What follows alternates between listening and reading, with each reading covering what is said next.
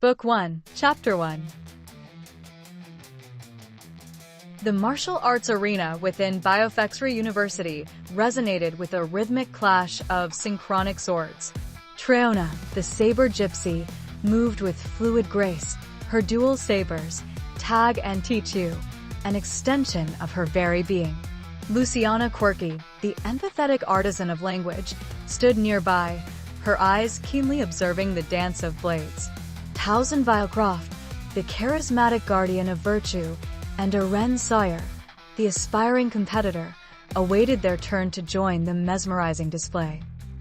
Treona twirled and pivoted, her sabers cutting through the air with precision. Luciana, with her innate connection to language, could almost hear the symphony created by the clash and hum of the synchronic swords. TenSharpAlign, with her petite yet vibrant stature, and Arren, the strategic luminary, exchanged knowing glances, anticipating their upcoming participation. Treona halted, bringing her sabers to a poised position, and addressed the group. The dance of the synchronic swords is not just about combat. It's a language, a form of expression. Each strike, each parry, tells a story. Let's synchronize our movements and create a harmonious narrative. TenSharpAlign added with a smile, and within this dance, we find virtue, the delicate balance between strength and tenderness. Let's weave that balance into our movements, expressing the principles of Amos through the art of the synchronic swords. Arren, with his strategic mind, chimed in the strategic brilliance of our choreography, we manifest wisdom. Let's synchronize our tactics, anticipate each other's moves, and create a symphony of strategic excellence. The three warriors positioned themselves, ready to engage in the dance of the synchronic swords. Treona initiated the sequence, her sabers cutting through the air in a mesmerizing display. TenSharpAlign embodied virtue, her strikes reflecting the delicate balance between strength and tenderness. Arren, with strategic brilliance, anticipated the next moves, seamlessly integrating tactics into the choreography. As they danced, the martial arts arena became a canvas for their expressive collaboration. The colors of the synchronic swords activation patterns intertwined, creating a visual spectacle that mirrored the interconnected creativity within Biofexry. The spectators, including other settlers, watched in awe as the quartet engaged in a dance that went beyond physical combat, a dance that embodied wisdom, love, virtue, and strategic excellence. The symphony of the synchronic swords echoed through the arena, a testament to the unity of purpose within Biofexry University. Treona, TenSharpAlign, and Arren moved as one, their blades cutting through the air in a rhythmic dance that transcended the boundaries of mere martial arts. The transformative journey within the additive manufacturing information system was not only technological, but also a profound exploration of the interconnected creativity that bound these characters together in their pursuit of wisdom, love, and strategic excellence. The trio, along with other settlers, weave with synchronic swords in a symphony of combat that transcends the physical realm. Treona's sabers cut through the air with precision. TenSharpAlign embodies virtue with a wise balance of righteousness and compassion, and Arren strategically guides their choreography. The dance becomes a narrative, a story told through strikes, parries, and manufacturing. As the quartet synchronizes their actions, the colors of the synchronic swords activation patterns intertwine, creating a mesmerizing visual spectacle. The settlers watch in awe as the quartet engages in a dance that embodies wisdom, love, virtue, and strategic excellence. The courtyard transforms into a canvas for their expressive collaboration, a testament to the interconnected creativity fostered by Biofexry Castle. In the midst of their performance, Dillon, the architect of the Amos, observes from a vantage point. His visionary leadership recognizes the transformative potential of the settlers' dance, not just as a display of martial prowess, but as a profound exploration of the interconnected creativity that defines Amos. After the mesmerizing display in the courtyard, Dillon gathers the trio and others for a dialectical dialogue. The setting shifts to a serene space within Biofexery Castle, where Dillon initiates a thoughtful conversation on the concepts of traditional fencing from the Renaissance compared to the unique principles found in the Amos of the Amos. Dillon's voice echoes through the martial arts arena. Settlers of Biofexery, we stand at the crossroads of tradition and innovation. In the world beyond, traditional swordplay from the held its own significance, a dance of blades steeped in history. Today, I propose a dialogue, a synthesis of the old and the new, as we explore the principles of 3D GR within the Amos. Dillon, with his mathematical precision and spiritual insight, delves into the essence of traditional swordplay, exploring its historical roots, strategic principles, and the cultural significance of the epic. Arren, as the master competitor, shares his perspectives on the strategic brilliance inherent in traditional swordplay and its applications in the dynamic landscape of VeridægisUniverse. Arren Sawyer, with his strategic mind, responds first. In traditional swordplay, strategic brilliance was honed through disciplined footwork, precise parries, and strategic strikes. How do the 3D jar hilts within the Amos incorporate these timeless principles while pushing the boundaries of innovation? Dillon ET acknowledges Arren's question with a nod. Indeed, Arren. The Amos of the 3D jar draws inspiration from the strategic brilliance of traditional swordplay. The encoded hilts of synchronic swords serve as both functional tools and symbolic conduits. Precision and discipline are paramount, mirroring the principles of traditional swordplay.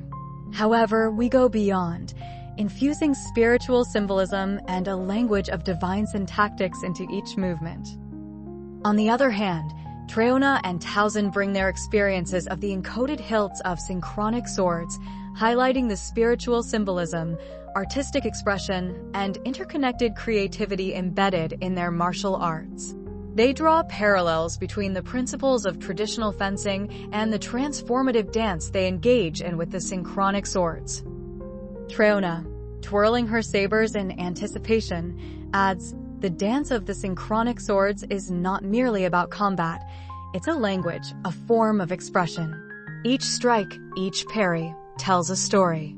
We synchronize our movements to create a harmonious narrative that transcends the physical realm.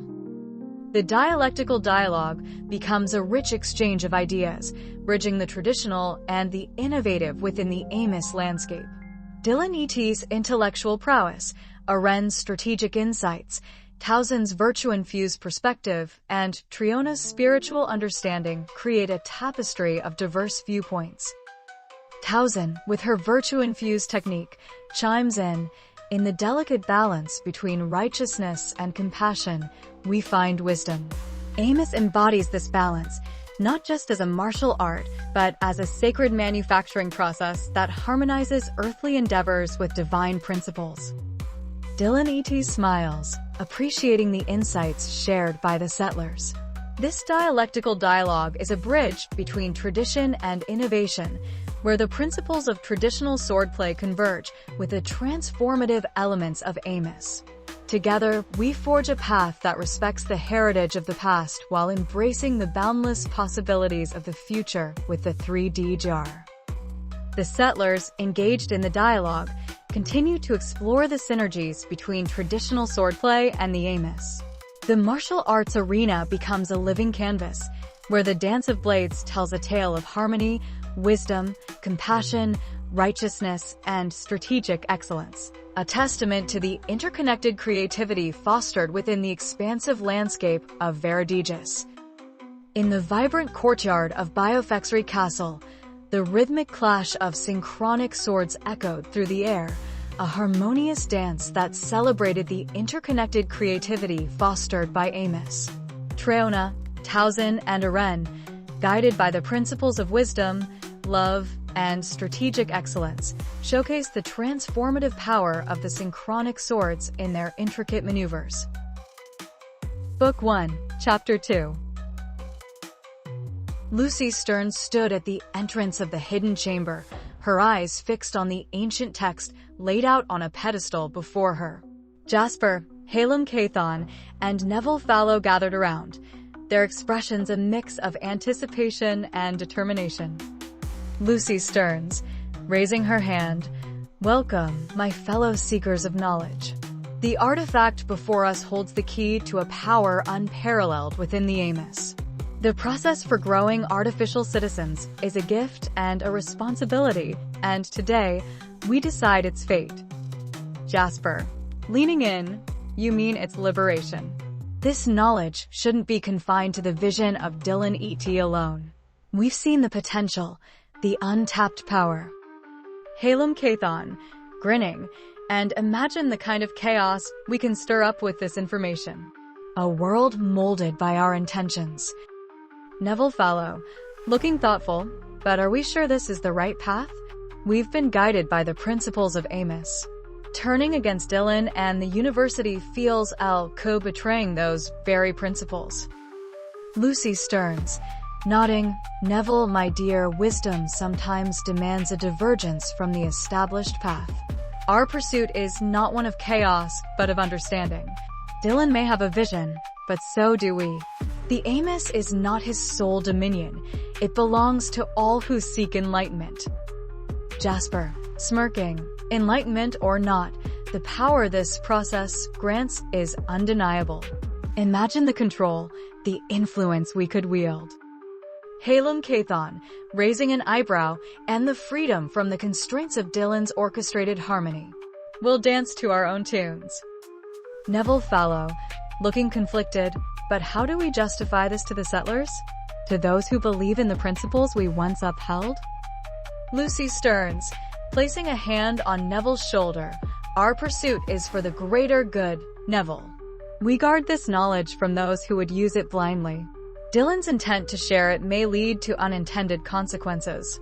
We're protectors, not raiders." Jasper, crossing arms, "Protector or rebel, it's a matter of perspective. Let's not get lost in semantics. We take this knowledge, and we decide its fate for the greater good as we see it." Elongated, smirking, "And maybe a bit of mischief on the side." Lucy Stearns, solemnly, "The path we tread is uncertain, but in our hands, the process artifact finds guardianship.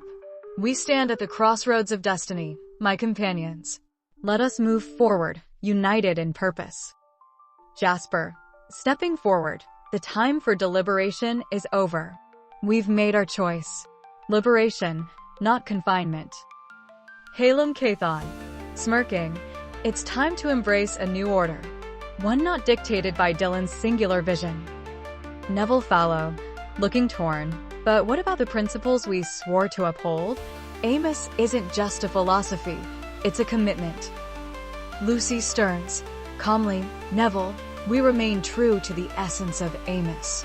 Our commitment is to the greater good, and sometimes that requires challenging the status quo." Jasper, nodding, "The settlers deserve to know the truth, to have the power to shape their own destiny." Elongated, crossing arms, "Let's not forget the element of surprise. Dillon won't see this coming." Neville Fallow, resolute, "If we do this, we must be prepared for the consequences. Dillon won't take this lightly." Lucy Stearns, raising her hand, "We tread carefully, mindful of the responsibility we bear. Our purpose is enlightenment, not chaos." The group prepared to confront Dillon and unveil their intentions to the settlers. The process artifact now stood divided, each rebel holding their own vision for the Amos. Book 1, Chapter 3. Meanwhile, in the heart of VeridægisUniverse, Dillon sensed a disturbance. A feeling that the harmony of the plan was about to face an unforeseen challenge. The confrontation between the rebels and the architect of the Amos loomed on the horizon, promising a clash of ideals soon to echo through the corridors of Biofexry Castle. The moon cast an ethereal glow over the towering spires of Biofexry Castle as the rebels prepared their escape. Dillon standing atop the central tower, his eyes fixed. "Lucy, you tread on dangerous ground. The process artifact holds powers beyond your understanding. I implore you to reconsider." Lucy Stearns, gripping her synchronic swords, her eyes defiant. Dillon, your vision constrains the potential within us. We seek to liberate knowledge, to allow settlers to explore the depths of their creativity. The process artifact is the key. Dillon E.T., summoning and anchoring 3D GR, a radiant glow enveloping him. Lucy, the harmony we've achieved is delicate. Your actions jeopardize the stability of BioFXry. The disruption is welcome. Lucy Stearns, stepping forward, the hilts of her synchronic swords humming with energy. Stability at the cost of freedom is not true harmony. We'll forge a new path, guided by the untamed potential of the process artifact. The clash was imminent. BioFXry Castle, once a symbol of unity, now stood witness to the ideological battle between the guardians of tradition and the liberators of knowledge. Dillon E.T., but Lucy, our path ensures stability and coherence. The synchronic swords, tempo, and rhythm dance in harmony with the anchoring 3D jar. Each swing is a manifestation of divine principles. Lucy Stearns, drawing closer, stability should not come at the cost of autonomy. Jasper, Neville, Halem, and I believe in empowering individuals with the process artifact. We aim to break free from the constraints of your orchestrated harmony. Dillon E.T., his eyes gleaming with determination. Lucy, the process artifact is a sacred knowledge. It requires guidance and understanding. You risk unleashing forces that could disrupt the delicate balance we've achieved. Jasper, from the shadows, balance or stagnation. Dillon, we are not evil. We are liberators. The rebels, guided by the ideals of freedom and exploration, have taken the artifact to unlock the untapped potential within each settler. As Lucy spoke, Jasper, Neville Fallow, and Halem Cathon emerged from the shadows, each holding a fragment of the process artifact, a symbolic defiance against Dillon's vision. Halem Cathon, smirking, the knowledge within this artifact is not to be hoarded. It's a tool for individual growth and collective progress. Neville Fallow, pointing towards Dillon, his vision stifles creativity. We seek a world where settlers can shape their destiny. The dance of the synchronic swords should not be confined to a predetermined choreography. The tension escalated as Lucy Stearns drew her synchronic swords, the encoded hilts pulsating with a rebellious energy. Lucy Stearns, locking eyes with Dillon. Dillon, your harmony has become a cage. We'll free knowledge from its confines. Dillon E.T., standing atop the central tower, his eyes fixed. Lucy, you tread on dangerous ground. The process artifact holds powers beyond your understanding. I implore you to reconsider. Lucy Stearns, gripping her synchronic swords, her eyes defiant. Dillon, your vision constrains the potential within us. We seek to liberate knowledge, to allow settlers to explore the depths of their creativity. The process artifact is the key. As Lucy spoke, Jasper, Neville Fallow, and Halem Cathon left her side, each carrying a fragment of the process artifact. The clash was imminent. BioFXry Castle, once a symbol of unity, now stood witness to the ideological battle between the guardians of tradition and the liberators of knowledge. Dillon E.T., extending his hands, the anchoring 3D jar pulsating with power. If you leave, Lucy, you forsake the harmony we've strived to achieve. The consequences are welcome. Lucy Stearns, taking a defiant stance. Dillon, it's time for a new era. The settlers deserve the chance to shape their own destiny. As Lucy and Dillon locked eyes, the air crackled with anticipation. The rebel faction made their move, attempting to escape BioFXry Castle and influence the Raider faction beyond its walls. Dillon E.T., summoning the synchronic sword's tempo and rhythm with a swift motion. If you choose this path, Lucy, know that the repercussions are beyond your control. The dance of the synchronic swords may embody harmony, yet your rebellion disrupts my plan. In the moonlit courtyard of BioFXry Castle, The clash between Dillon et., the maestro of tempo and rhythm, and Lucy Stearns, the master of linguistic semiotics, unfolded like a dance. The battlefield resonated with the vibrant clash of their dual-wielded swords. As the battle ensued, trails of 3D jar followed every move, leaving a unique mark on the courtyard. Each strike carried linguistic significance, as the encoded hilts responded to the strategic expressions of the combatants. Dillon, with the retaliation of tempo and rhythm, demonstrated his tactical prowess by seamlessly adding 3D jar with strategic precision. The courtyard echoed with the duet of aria as Lucy Stearns countered with her own movements, creating a visual masterpiece in the cacophony of combat. A convergence of their skills brought forth an enigmatic dance, the synchronic swords executing cross-block maneuvers with the addition of 3D jar, transforming the courtyard into a realm of vibrancy.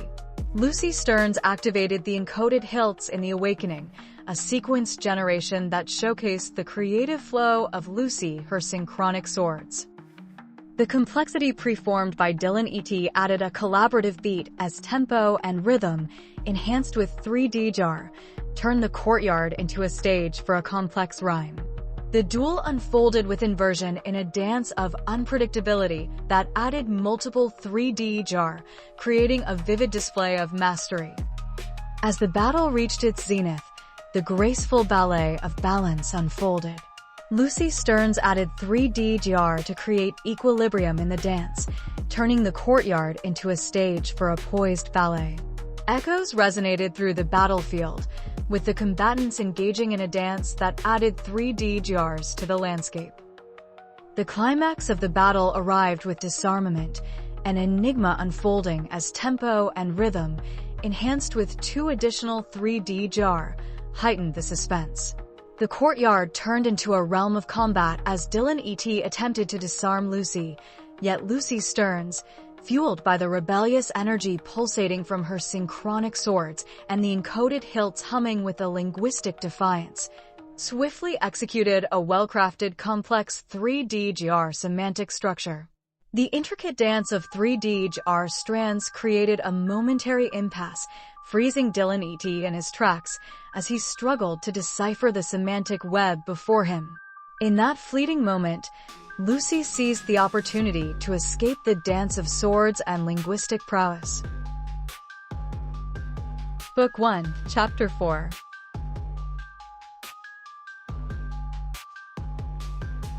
In the heart of the rainforest of Mt. Viridian, the rebel faction, composed of Neville Fallow, Lucy Stearns, Halem Cathon, and Jasper, pressed forward in their quest to liberate knowledge and understand the intricacies of the process of design and development of artificial citizens. As they ventured deeper into the dense vegetation, the vibrant life of the rainforest surrounded them, creating a harmonious symphony of natural sounds. They soon began to notice subtle signs of the raider presence, markings on trees, remnants of encampments, and the distant echoes of raider chatter. Neville Fallow, attuned to the divine, sensed an unsettling energy in the air, a discord that contrasted sharply with the natural harmony they sought to protect. Lucy Stearns, with her encoded hilts and synchronic swords, led the way with a sense of purpose. Her keen perception picked up on the disturbances in the rainforest's delicate balance. The rebels approached a clearing where an ominous aura hung in the air, indicating the proximity of Clifton's stronghold. Halem Cathon, the guardian of the process artifact, recognized the signs of a massive excavation of resources. He observed traces of civilization, but it was clear that Clifton lacked an understanding of the delicate concepts embedded in the design and development of artificial citizens. Jasper, the dynamic force of the group, analyzed the cultural layout of the area. She noted the raider outposts and devised a plan to approach Clifton's stronghold with caution, utilizing the natural cover provided by the raider city of Mt. Viridian. The rebels, guided by their collective wisdom and the encoded knowledge of the process artifact, reached the outskirts of Clifton's stronghold.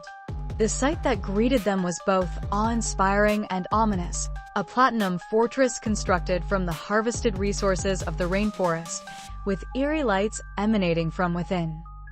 As the rebel faction prepared to confront Clifton, they observed his magnanimous, vice-filled character. Clifton revealed the power he derived from his plunder, viewing the rainforest without regard for its delicate ecosystem, but as a tool to enforce his dominance.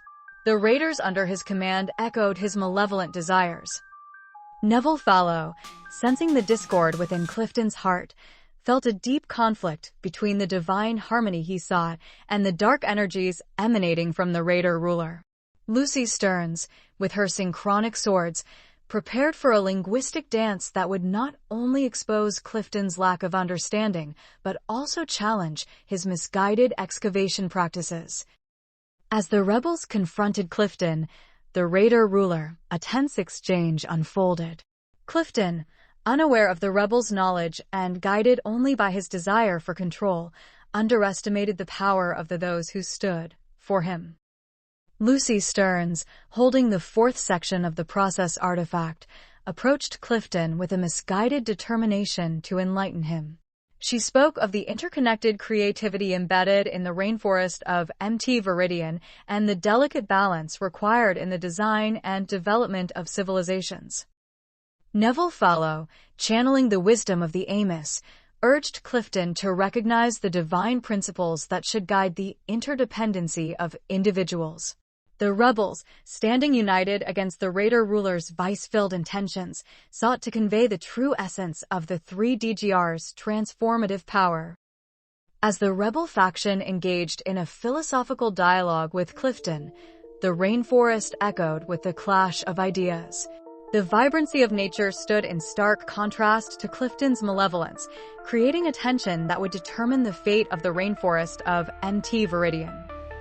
In this tumultuous encounter between the rebels and Clifton, the ruler of Raider City, the rainforest itself became a silent witness to the dance of conflicting ideologies. The rebels, armed with the knowledge encoded in the process artifact, stood firm against Clifton's vice-filled ambitions, prepared to shape the destiny of the rainforest of MT Viridian. The raiders, oblivious to the intricate concepts of the 3D jar, faced a profound challenge as the rebels sought to liberate both knowledge and nature from the grip of malevolence. The rainforest of MT Viridian faced a pivotal moment. The rebel faction, armed with the process artifact and guided by the principles of interdependent creativity, engaged in a philosophical dialogue with Clifton, the raider ruler. The fate of the rainforest hung in the balance as the clash of ideologies echoed through the dense vegetation. Lucy Stearns, wielding her synchronic swords, spoke eloquently about the delicate balance between structured knowledge and the untamed forces of nature. She emphasized the importance of understanding the process artifact and its application towards harmony between the raiders and the rainforest. Neville Fallow, channeling the divine wisdom of the Amos, urged Clifton to recognize the higher principles that should guide the creation of civilization. The rebels sought to enlighten Clifton about the transformative power of the 3D jar when aligned with humanity. Halem Cathon, guardian of the blueprint for the graphene 3D jar fragment of the process artifact, pointed out the flaws in Clifton's artificial manipulation of the rainforest. He emphasized the need for a nuanced approach in constructing architecture, one that respected the diversity and balance of the rainforest of MT Viridian. Jasper, the diplomatic force, proposed a vision where the rainforest's resources would empower the raiders' materials for 3D jar structure. She spoke of a symbiotic relationship between technology and nature, where both elements enriched each other rather than clashed. As the philosophical dialogue unfolded, the rebels aimed to plant seeds of understanding in Clifton's heart. However, Clifton, driven by his vices and lust for power, remained obstinate. The raider ruler viewed the rainforest and the 3D jar solely as tools for dominance, dismissing the rebels' attempts at enlightenment. Clifton, mocking laughter, you speak of harmony and interconnected creativity, but I see only weakness. The rainforest is a resource, and the 3DGR is a tool for control. I will shape them as I see fit. Lucy Stearns, Clifton, true power comes from understanding, not control. The rainforest and the 3DGR are not mere tools. They are reflections of the divine order. Embrace the symbiosis, and you'll witness the transformative potential. Neville Fallow, speaking with conviction, your artificial manipulation disrupts the delicate balance of life. We seek harmony, not dominance. Open your heart to the wisdom of VeridægisUniverse. Halem Cathon, pointing to the rainforest, the diversity here is a testament to the beauty of creation. Raider civilization should mirror this diversity, not exploit it. Your vision lacks the subtlety required for true enlightenment. Jasper, innovative diplomat, Clifton, imagine a world where we enrich the divine order. Nature provides inspiration for technology, and technology enhances the rainforest's resilience. It's a dance of progress, not a march of conquest. The rebel's words hung in the air, challenging Clifton's rigid mindset. However, the raider ruler remained defiant, his eyes gleaming with the desire for control. Clifton, sneering, your ideals are but illusions. Power is what shapes destinies. The rainforest and the 3DGR will bow to my will. I'll extract every ounce of their potential for my dominance. As Clifton declared his intentions, the rainforest of MT Viridian responded with a subtle shift in energy. The rebels, now faced with a raider ruler unswayed by philosophical discourse, realized that their quest for enlightenment might require a different approach. Lucy Stearns, with a determined look, signaled to her fellow rebels. The time for dialogue had reached its limit, and the clash with the platinum-clad raiders unfolded as a grand spectacle, echoing through the moonlit night. Jasper, the diplomatic thinker, took center stage as the rebels' strategist, orchestrating their every move with calculated precision. As the platinum-clad raiders, led by the imposing Clifton, advanced with their gleaming platinum armor, the rebels took their strategic stance.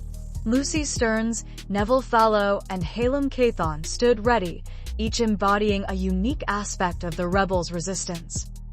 The linguistic maestro, Lucy Stearns, stepped forward with her synchronic swords, ready to engage in a dance of words that would expose the raiders' lack of understanding. Clifton, the dance has just begun. Let's see if your raiders can keep up with the rhythm of enlightenment, she declared, her words carrying the weight of linguistic prowess and defiance. Clifton, fueled by a desire for dominance, scoffed at the notion of enlightenment. Enlightenment? I only seek power, not some fanciful dance. Raiders, crush them with your might, he bellowed, his orders resonating with the brute force mentality that had characterized the raiders' approach. Halem Cathon, the guardian of the machine unit section of the process artifact, interjected with a roguish grin, well, raiders. Let's add a touch of chaos to your rigid dance. Get ready for a roguish surprise. His words hinted at the unpredictability that would define his maneuvers in the coming clash. Neville Fallow, channeling the divine wisdom of the Amos, spoke with calm certainty. In the dance of principles, the raiders stumble. Clifton, your understanding is as hollow as your ambitions. His words carried the weight of a higher purpose, challenging Clifton's pursuit of power devoid of harmony. Lucy Stearns, weaving her linguistic tapestry, added, the linguistic symphony reveals your lack of harmony, Clifton. We rebels won't bow to discord. Her words resonated with certainty of foresight, emphasizing the disharmony that Clifton's raiders had brought to the sacred balance.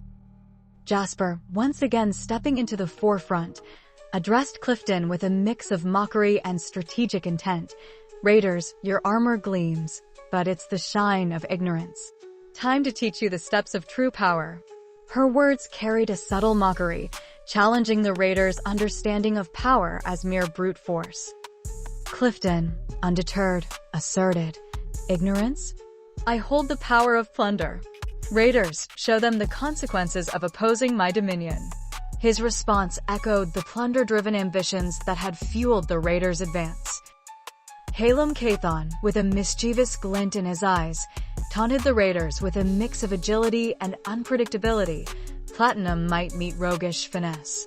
Let's see if your raiders can follow.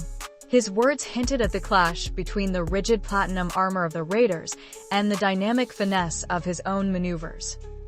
Clifton, fueled by a desire to regain control, asserted, "Coordination?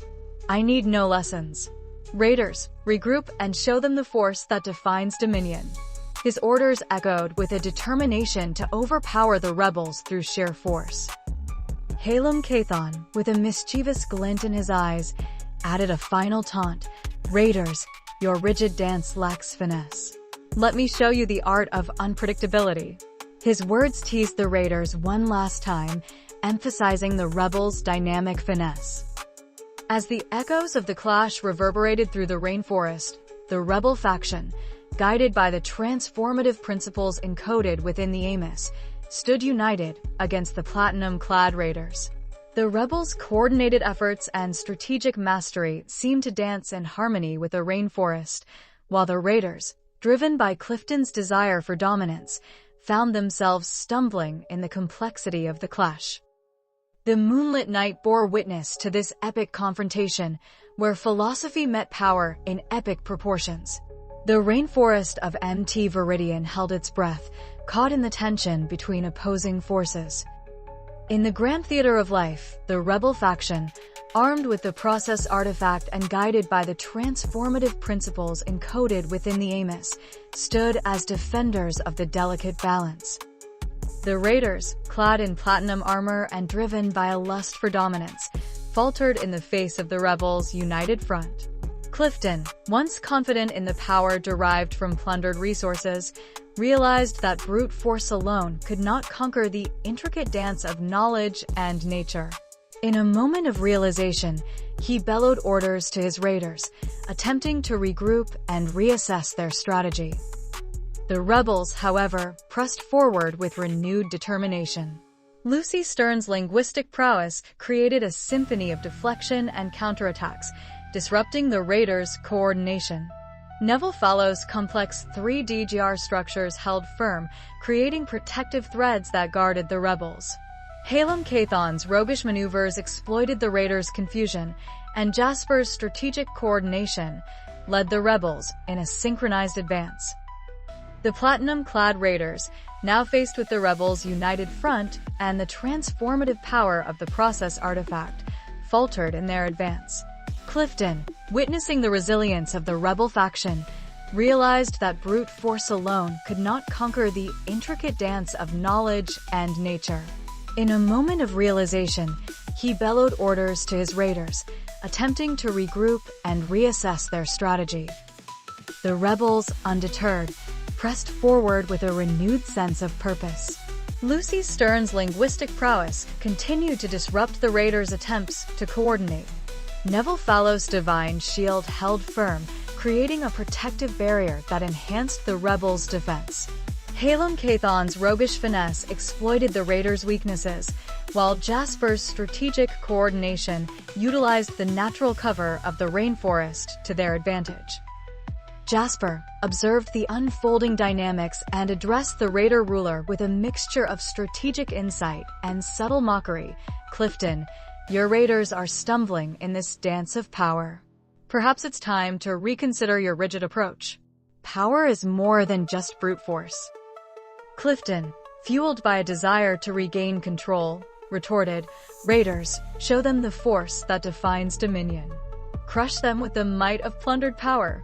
His orders echoed with a determination to overpower the rebels through sheer force, emphasizing the raider nature that had fueled the advance. Lucy Stearns, with a confident smile, responded, "The linguistic clash reveals the flaws in your dominion, Clifton. Your plundered power is but a facade. True power lies in the harmony of knowledge and individuality." Her words carried a sense of assurance, challenging Clifton's narrow definition of power. Neville Fallow, maintaining his connection to the divine, added, "The divine threads of the 3D Javar hold strong, resisting the harmony you seek. Nature itself rejects your discordant ambitions. His words emphasized the rebels' commitment to maintaining the delicate balance of the rainforest. Elongated, with a mischievous glint in his eyes, taunted the raiders once more. "Raiders, your rigid dance lacks finesse. Let me show you the art of unpredictability once again." His words teased the raiders, emphasizing the rebels' dynamic finesse in contrast to the raiders' rigid approach. As the linguistic clash continued, the rebels' coordinated efforts and strategic mastery seemed to gain momentum. The rainforest, responding to the rebels' harmonious dance, added an unpredictable element to the battlefield.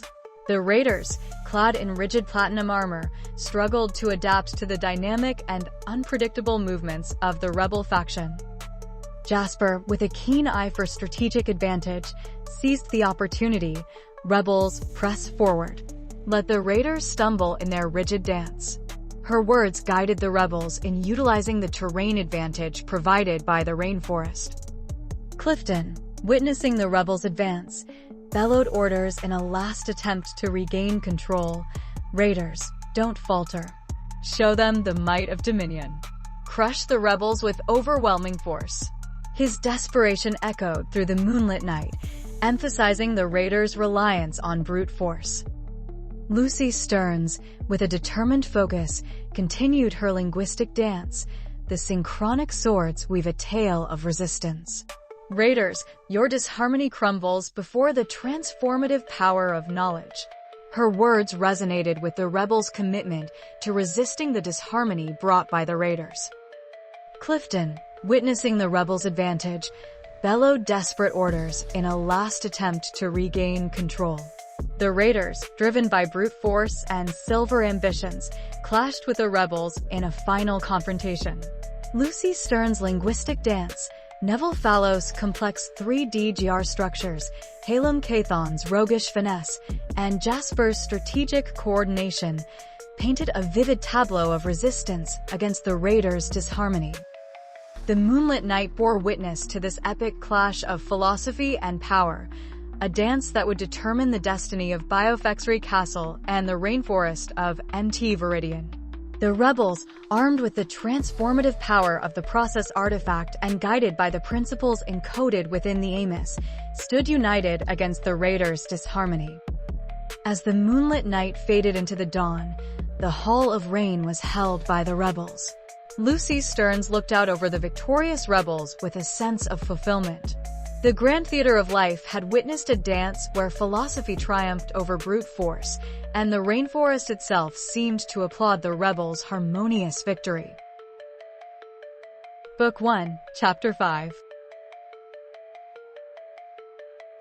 The rebel faction's presence sparks a dialectical dialogue within Raider City, where Lucy Stearns, Neville Fallow, Jasper, and Elongated become catalysts for a cross-pollination of ideas and principles. Some raiders, once skeptical, begin to see the potential of unity between the rebel faction's transformative vision and the diverse expressions of creativity that define their city. As day turns to night, the rebel faction and the raiders converge in a grand square at the city's center. Lucy, standing alongside raider leaders, addresses the assembled crowd. Her words resonate with the principles of transformative linguistic exploration, ethical excellence, and the interconnectedness of love and knowledge. The rebel faction's arrival becomes a turning point in Raider City's history, as the Linguist, the Diplomat, the Guardian, and the Rogue weave their unique threads into the fabric of this unconventional community.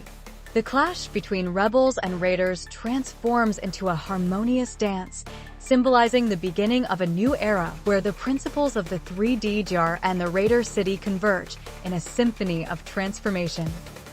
In the heart of Raider City, the rebel faction becomes not just visitors, but integral contributors to the ever-evolving narrative of the Amos landscape. As Lucy Stearns and her companions navigate the complexities of Raider City, they leave an indelible mark, shaping the destiny of Biofexry Castle and the rainforest of NT Viridian in ways unforeseen by both rebels and raiders alike. The dance continues, and the rebel faction embraces their role as catalysts for transformative change within the vibrant tapestry of Raider City. In the heart of Raider City, Lucy Stearns, accompanied by Jasper, Neville Fallow, and Halem Cathon, stood before a group of raiders whose eyes reflected a stark contrast to the vibrant hues of the eclectic city. The rebel faction, armed with the transformative knowledge encoded in the process artifact, sought to persuade the raiders to embrace the principles of the 3D jar and move beyond the stagnation that gripped their community. Lucy, the luminary in linguistic exploration, stepped forward, her encoded hilts gleaming in the ambient light.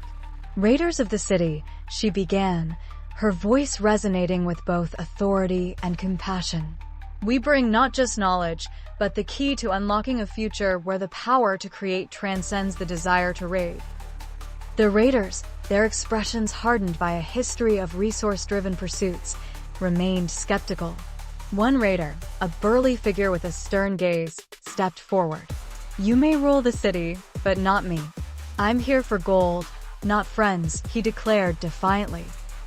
Jasper, the cunning diplomat, responded with an unwavering resolve. "Gold may be the currency of the present, but imagine a world where autonomy becomes the true wealth. The process artifact we carry holds the secrets to creating a future where the city thrives not through raids, but through innovation and collaboration." Another raider, adorned with artifacts of past raids, chimed in. "Innovation? Collaboration? Those are fancy words, but they won't fill our coffers. We've survived by taking what we need, not by weaving words." Neville Fallow, the humble luminary and guardian of virtue, stepped forward, his eyes reflecting deep empathy.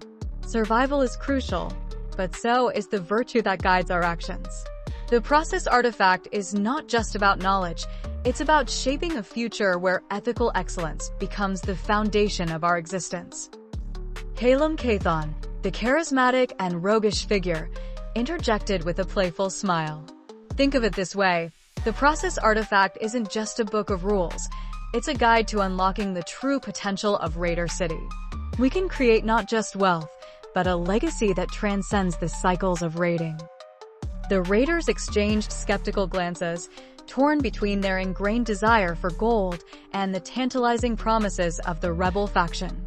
Lucy Stearns, sensing the inner conflict, spoke again.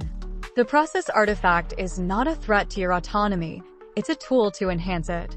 Imagine a city where the power to create is in your hands, where gold becomes a byproduct of collaborative ingenuity." The burly raider who had spoken earlier remained unconvinced, but intrigued. "I've seen cities rise and fall. What makes yours any different?" Lucy Stearns, with a glint of determination in her eyes, replied, "Because ours is a city built on the principles encoded in the 3D jar, a city where the machine units of innovation grow, where the brain of the artificial citizen thrives on the interconnected dance of knowledge and communication. Join us, and together we can shape a destiny that transcends the limitations of the past."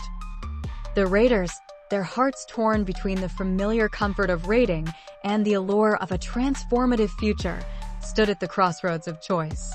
The rebel faction awaited their decision, knowing that the clash between stagnation and transformation hung in the balance. The raiders, faced with a choice that could redefine their destiny, stood silent, caught between the echoes of the past and the beckoning call of a future shaped by the process artifact and the principles it held.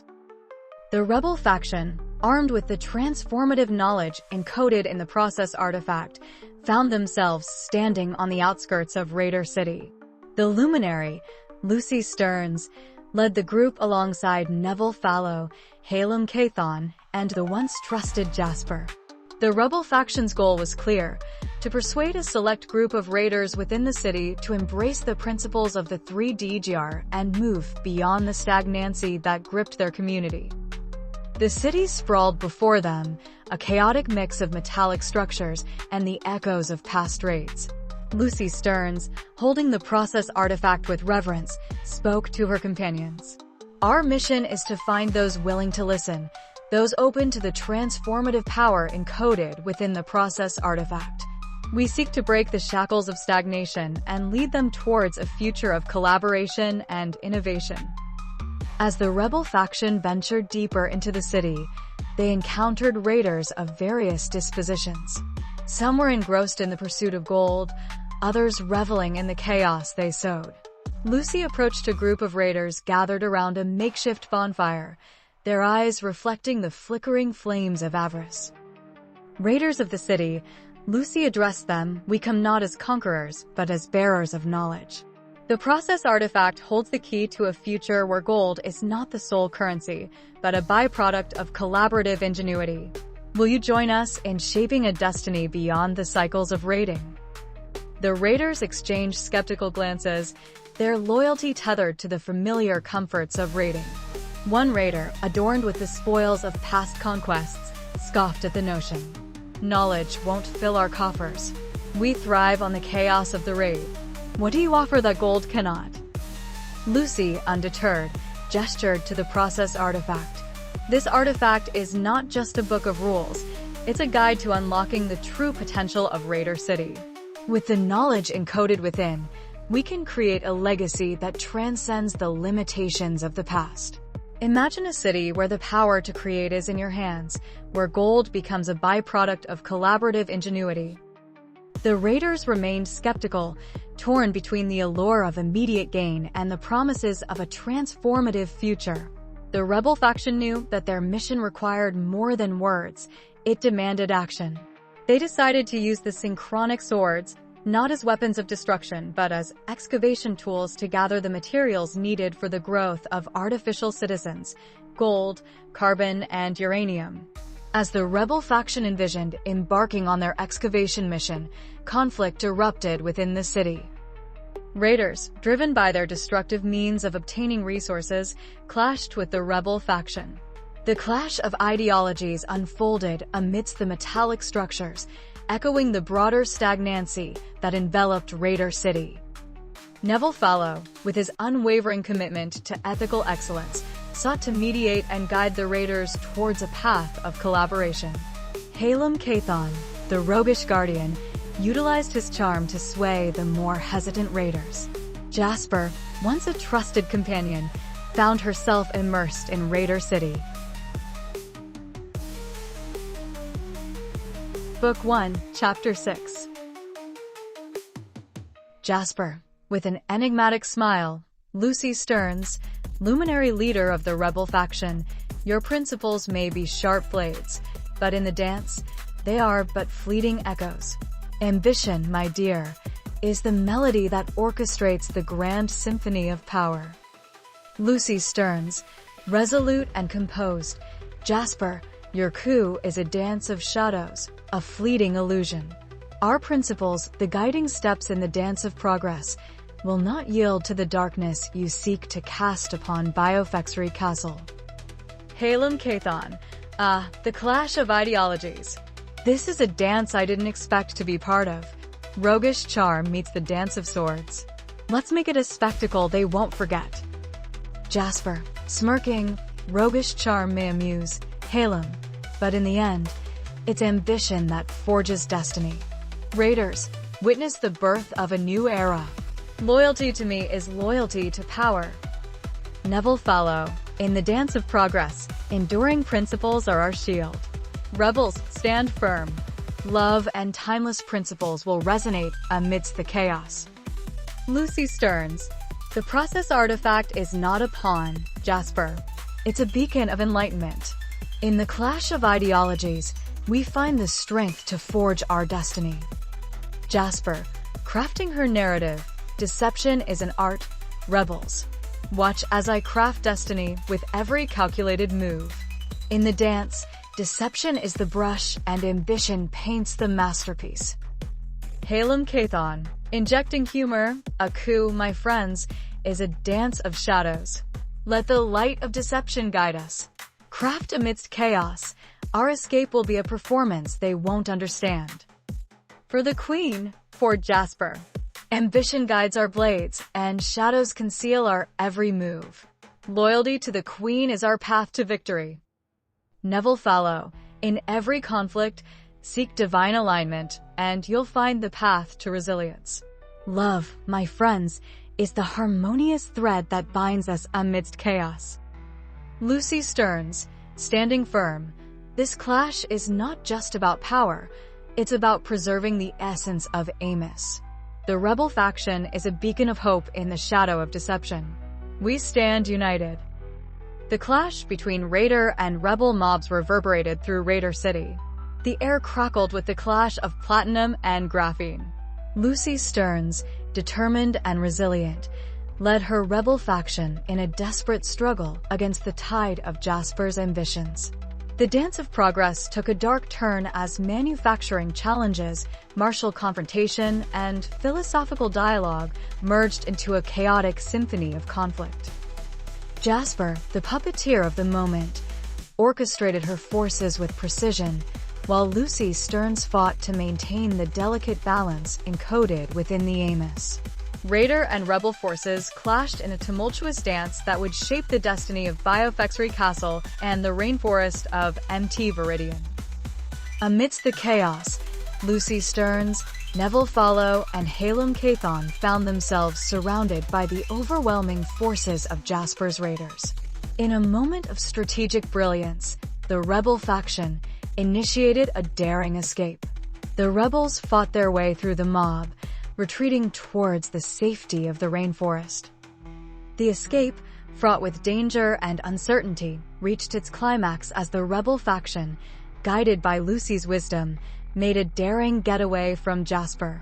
The rainforest, a sanctuary of nature and encoded knowledge, awaited them as they sought refuge from the machinations of Raider City. Jasper, the puppeteer of the moment, reveled in the success of her persuasive narrative, masking the truth that lay hidden behind the facade of silver and gold. Descending the elevated platform of the Raider Hall of Regan, her golden ensemble shimmering in the dim light as she approached the eagerly awaiting crowd.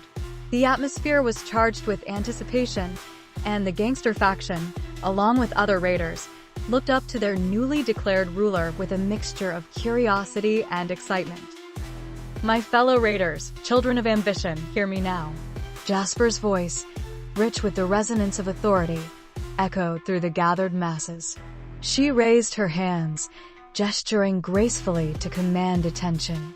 Today marks the dawn of a new era in Raider City, a chapter where our ambitions transcend the ordinary, where the pursuit of power and prosperity leads us to heights never before imagined. The crowd, captivated by Jasper's commanding presence, listened intently as she unfolded her vision. In the realm of war, power is not merely measured in brute force, but in the mastery of technology and strategic innovation. I stand before you not just as a ruler, but as a harbinger of progress, armed with a plan that will reshape the destiny of Raider City, a plan that fuses the brilliance of our raiders with the transformative principles of the Amos. Jasper paused, letting the weight of her words settle upon the audience. The flickering torches cast dancing shadows, adding an air of mystique to her proclamation. Our war industry, my comrades, shall become the forge of destiny, crafting armaments imbued with the energetic 3D GR signaling, a concept that transcends the boundaries of conventional warfare, she declared, her words resonating with a blend of conviction and charisma. Imagine cannons that operate not merely on kinetic propulsion, but harness the very essence of the 3D jar, creating a symphony of power and precision on the battlefield. As Jasper painted this vivid image, the crowd's collective imagination stirred with the promise of a new era in warfare. The signaling pathways of 3D GR shall be the arteries through which information flows, creating secondary signaling structures that elevate our cannons beyond the mundane. We shall operate as entire platoons, synchronized in our actions, each cannon a testament to the ingenuity of Raider City. Her rhetoric, laced with grandeur, sought to weave a narrative of technological prowess and strategic dominance. Signaling pathways will be the lifeblood of our military might, transmitting information seamlessly between interconnected 3D jar, forming neighborhoods of logic and precision. Raider City, under my reign, shall be the beacon of innovation, the forge where the future of warfare is forged. Jasper descended further into the crowd, her presence a magnetic force, drawing the raiders into her vision. In this grand endeavor, we shall not only secure our borders, but reach beyond, conquering territories that lay untouched by raider might. The platinum armors we wear today are only the beginning of triumph, the symbol of Raider City's ascendancy to unparalleled heights. As she spoke, Jasper's gestures became more animated, embodying the passion that fueled her vision. My fellow raiders, together we shall forge a legacy that echoes through the corridors of history. With the prepared plan, our war industry shall be the catalyst of transformation, and the raiders shall be the architects of a new era in warfare. Embrace this destiny, for under my reign, Raider City shall rise to become the undisputed power in the realm. The crowd erupted in cheers, their loyalty pledged to the raider ruler who promised them a future defined by technological marvels and military supremacy. Jasper, bathed in the adulation of her followers, reveled in the success of her theatrically persuasive rhetoric, knowing that the path to conquest had been paved with the words of ambition and innovation. Book 1, Chapter 7. However, the serenity of the courtyard was abruptly disrupted by an unexpected disturbance on the horizon. A platoon of platinum raiders, led by a formidable raider wielding a 3D-GR signaling cannon, emerged, their 3D-GR energy cannons humming with the promise of destruction. The atmosphere shifted from creative expression to a battlefield of conflicting ideals and power. The settlers, including SmoothArchedLow, Arren, Sawyer, and Treona, paused in their creativity, sensing the impending challenge. Dillon, the architect of Amos, observed from his vantage point, recognizing the threat that the raiders posed to the harmonious ecosystem of VeridægisUniverse. The raider with the 3D-GR signaling cannon, adorned in opulence, addressed the settlers with a menacing undertone. Biofexry Castle, your harmonious dance ends here. Raider City shall extend its influence beyond its borders, and your treasures will now belong to the Platinum Raiders. With a gesture, the platoon of Platinum Raiders advanced, their 3D-GR energy cannons humming with destructive potential. The courtyard, once a canvas for creative expression, transformed into a battlefield where the clash of ideals and power would unfold. In response, Treona, Towson, and Arren assumed strategic positions, their synchronic swords ready to defend their landscape guided by Amos. The settlers, valuing the principles of wisdom, love, and strategic excellence, prepared for a battle that transcended mere combat. The dance of the synchronic swords now became a symphony of resistance, a narrative of unity against the encroaching threat. Dillon, realizing the need for a united front, descended from his vantage point to join the settlers in the battle.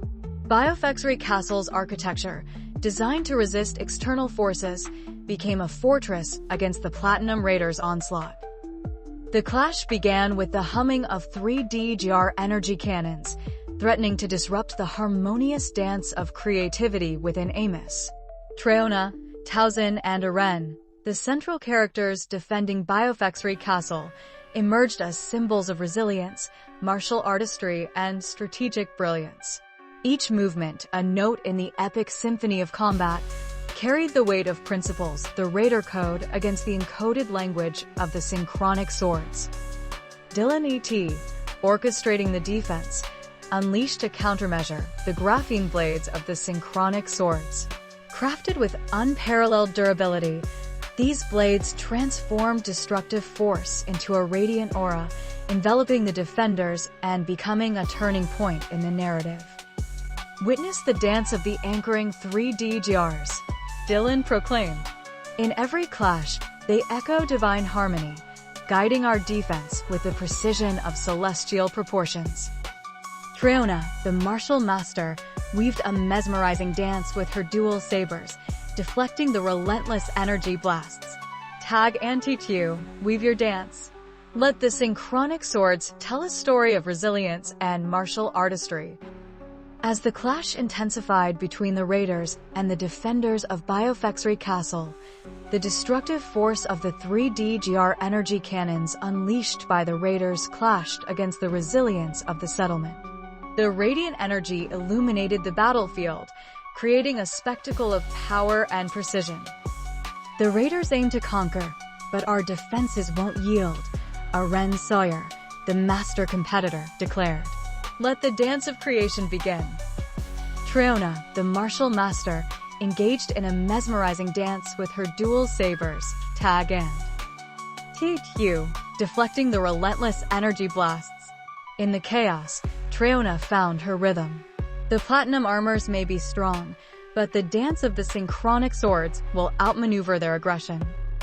As the raiders relentlessly fired the 3D-GR energy cannons, the trails of 3D-GR left by the synchronic swords became a beacon of restorative power. ThousandVeil Croft, observing the transformative effect, exclaimed, "The trails of 3D-GR, like threads of creation, mend the wounds inflicted upon our settlement. In this dance of creation and destruction, our castle finds renewal." Let the raiders taste the brilliance of tactical innovation, Arren Sawyer declared.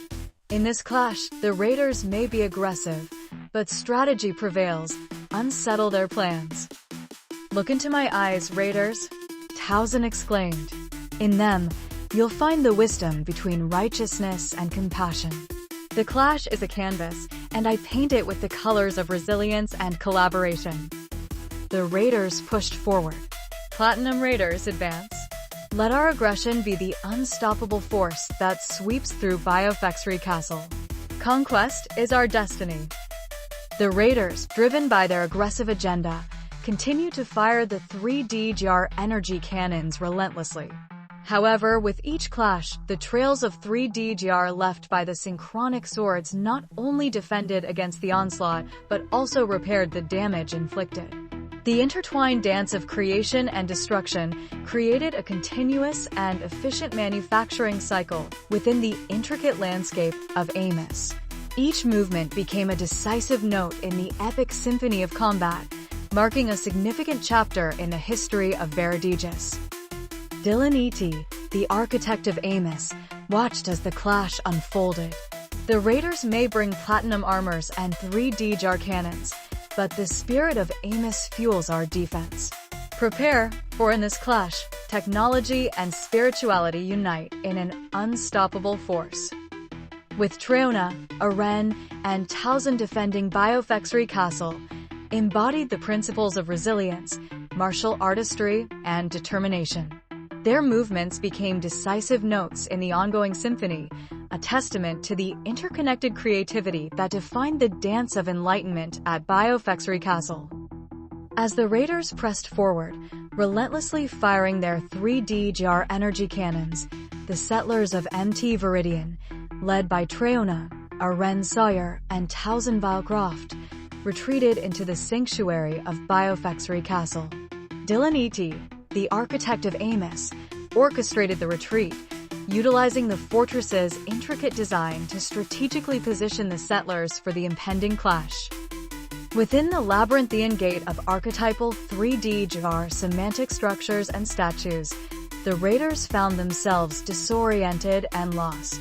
The interconnected creativity of Biofexery Castle proved to be a formidable maze, a testament to Dillon E.T.'s architectural brilliance. The Raider Code, based on aggression and raiding, now faced the challenge of navigating the harmonious dance of Amos. The raiders, separated and dispersed, attempted to regroup within the complex structure of Biofexery Castle. Each corridor and passage became a symbolic representation of the interconnected principles guiding the settlers: wisdom, love, and strategic excellence. The raiders, now lost within the labyrinth, struggled to comprehend the encoded language of the semantic structures. In the heart of Biofexery Castle, Treona and Arren Sawyer, masters of martial artistry and strategic brilliance, prepared combat. The raider with a 3D jar signaling cannon, adorned in opulence, confronted them with a menacing presence. Opulent raider wielding a signaling 3D jar cannon, your feeble dance of swords is no match for the might of Raider City. Witness the power of platinum armors and 3D jar cannons. Treona, the martial master, weaved a mesmerizing dance with her dual sabers, Tag and Tichu, deflecting the relentless energy blasts. The dance of the synchronic swords transcends your aggressive agenda. In our unity, we stand resilient against the storm you bring. Conquest may be your aim, but creation is our response. Prepare to face the strategic brilliance that defends the principles of creation. With each movement, Arren countered the aggressive agenda of the raider, showcasing the transformative power of strategic innovation. In the climax of the battle, amidst the clash of synchronic swords and the hum of 3D jar energy cannons, the opulent raider screamed, "Your feudal resistance will crumble before the might of Raider City." Witness the symphony of power and precision unleashed by the 3D jar signaling cannon. Treona and Arren worked in tandem to capture the raider with the signaling 3D jar cannon. Their movements became a symphony of resistance, a narrative of unity against the encroaching threat. Your destiny of conquest meets the fortress of creation. The narrative of this clash has been etched in the history of VeridægisUniverse. At the conclusion, Treona and Arren presented the captured raider to Dillon et, who observed the unfolding drama from his vantage point. Biofexry Castle's architecture, designed to resist external forces, had become a fortress against the Platinum Raider's onslaught. Dillon et, with a sense of accomplishment, looked at the raider brought before him. "The dance of enlightenment prevails," Dillon proclaimed. "In every clash, the interconnected creativity of Amos guides our defense. The raiders may bring platinum armors and 3D jar cannons, but the spirit of Amos fuels our resistance." The captured raider, now encased in tendrils of 3D jar from the synchronic swords, your feeble attempts at resistance will be crushed. Raider City's influence extends beyond these castle walls. As the settlers regrouped, Dillon et, the architect of Amos, surveyed the scene.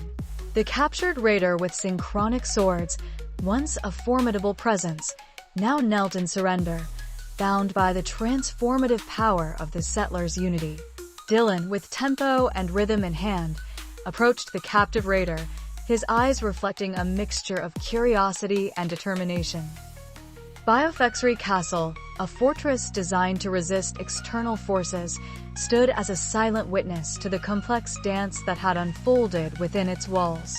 The courtyard, once a space for creative expression, now became the stage for a different kind of drama, the aftermath of conflict and the potential for revelation. Dillon et gestured for the captive raider to speak, a silent understanding passing between them.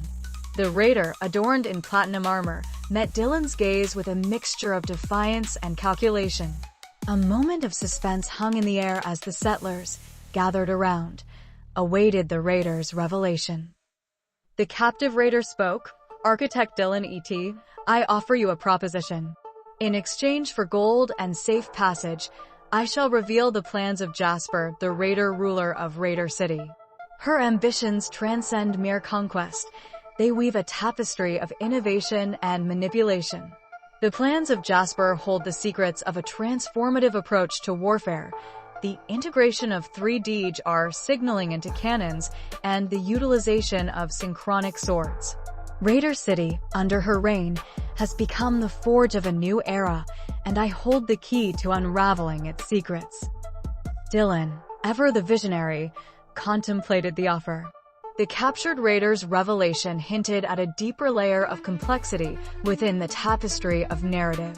The plans of Jasper, a treasure of knowledge and ambition, now lay within the grasp of the settlers, opening a pathway to understanding the intricate web of deception that had unfolded.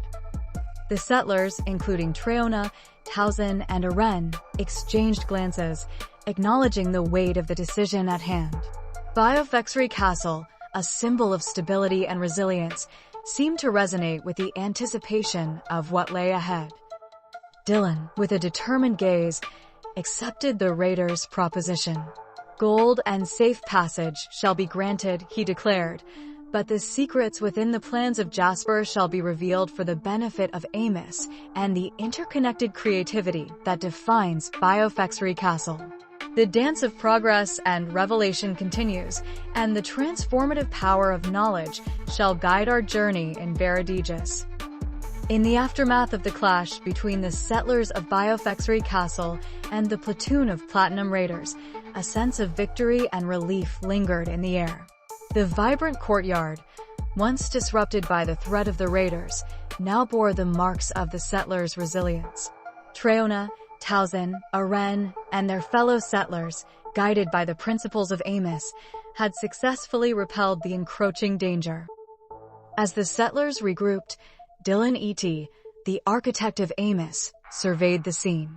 The captured raider with synchronic swords, once a formidable presence, now knelt in surrender, bound by the transformative power of the settlers' unity. Dillon, with tempo and rhythm in hand, approached the captive raider, his eyes reflecting a mixture of curiosity and determination. Biofexry Castle, a fortress designed to resist external forces, stood as a silent witness to the dance that had unfolded within its walls. The courtyard, once a space for creative expression, now became the stage for a different kind of drama, the aftermath of conflict and the potential for revelation. Dillon E.T. gestured for the captive raider to speak, a silent understanding passing between them. The raider, adorned in platinum armor, met Dillon's gaze with a mixture of defiance and calculation. A moment of suspense hung in the air as the settlers, gathered around, awaited the raider's revelation. In a voice that echoed with the linguistic prowess for which raiders were known, the captive raider spoke. Architect Dillon E.T., I offer you a proposition. In exchange for gold and safe passage, I shall reveal the plans of Jasper, the raider ruler of Raider City. Her ambitions transcend mere conquest. They weave a tapestry of innovation and manipulation. The plans of Jasper hold the secrets of a transformative approach to warfare, the integration of 3D signaling into cannons, and the utilization of synchronic swords. Raider City, under her reign, has become the forge of a new era, and I hold the key to unraveling its secrets. Dillon, ever the visionary, contemplated the offer. The captured raider's revelation hinted at a deeper layer of complexity within the tapestry of VeridægisUniverse narrative. The plans of Jasper now lay within the grasp of the settlers, opening a pathway to understanding the intricate web of deception that had unfolded. The settlers, including Trayona, Towson, and Arren, exchanged glances, acknowledging the weight of the decision at hand. Biofexry Castle, a symbol of growth and harmony, seemed to resonate with the anticipation of what lay ahead. Dillon, with a determined gaze, accepted the raiders' proposition. Gold and safe passage shall be granted, he declared, but the secrets within the plans of Jasper shall be revealed for the benefit of Amos and the interconnected creativity that defines Biofexry Castle. The dance of progress and revelation continues, and the transformative power of knowledge shall guide our journey in VeridægisUniverse. The captured raider, now an unexpected source in the settlers' quest for understanding, began to unfold the intricate details of Jasper's grand plans.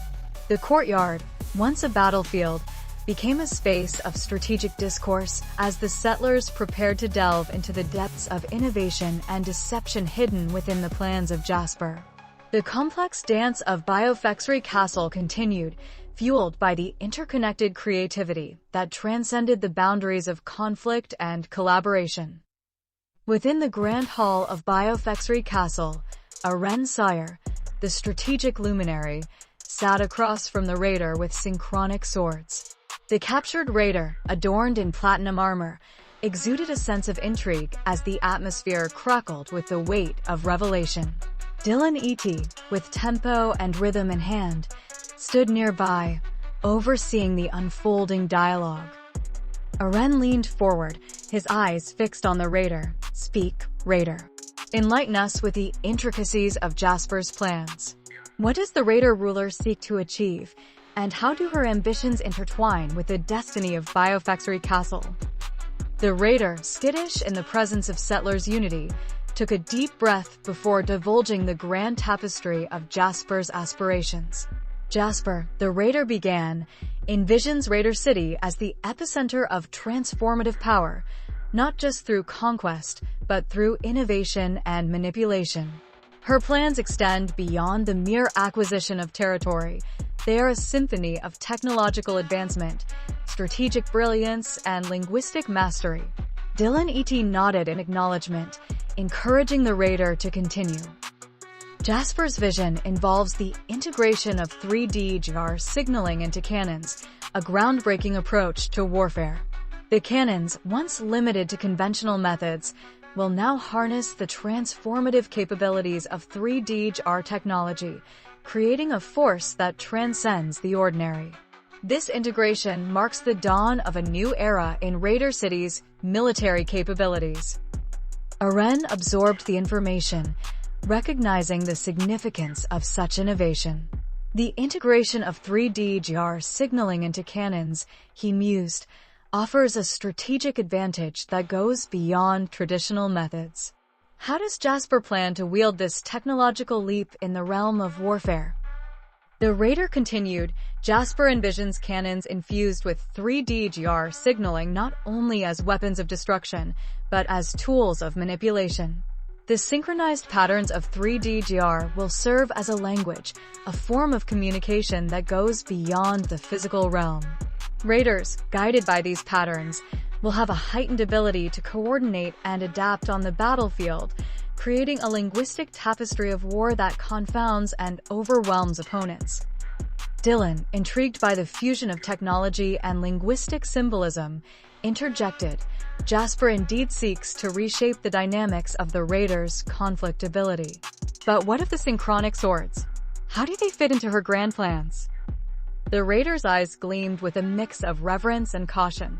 The synchronic swords, masterpieces within the Amos framework, are not mere weapons. They are symbols of Jasper's linguistic prowess. She envisions the Raiders wielding these swords not only in physical combat, but as tools of manipulation, much like the cannons. The hilts are encoded with linguistic patterns that guide the Raider in a dance of strategic brilliance, turning the battlefield into a narrative woven with the principles of Amos. Arren pondered the implications. So, the Raiders are progressing as warriors and storytellers on the battlefield. Jasper's approach is one of manipulation and strategic brilliance, using both technology and linguistic artistry. The raider nodded. Exactly.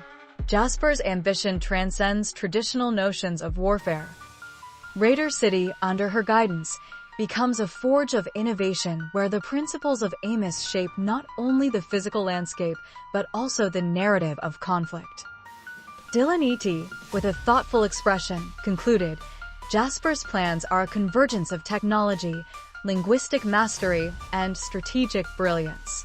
The integration of 3D GR signaling into cannons and the utilization of synchronic swords create a multifaceted approach to warfare, reshaping the very essence of conflict within Raider City. As the revelation unfolded, the Grand Hall of the Biofactory echoed with the implications of Jasper's grand plans. The settlers, led by Arren Sawyer and guided by Dillon E.T., now faced a formidable challenge, one that required not only strategic brilliance, but also a deep understanding of the interconnected landscape. The complex dance of progress and conflict within VeridægisUniverse continued, driven by the transformative power of knowledge and the settlers' unwavering commitment to shaping their destiny in VeridægisUniverse. Book 1, Chapter 8.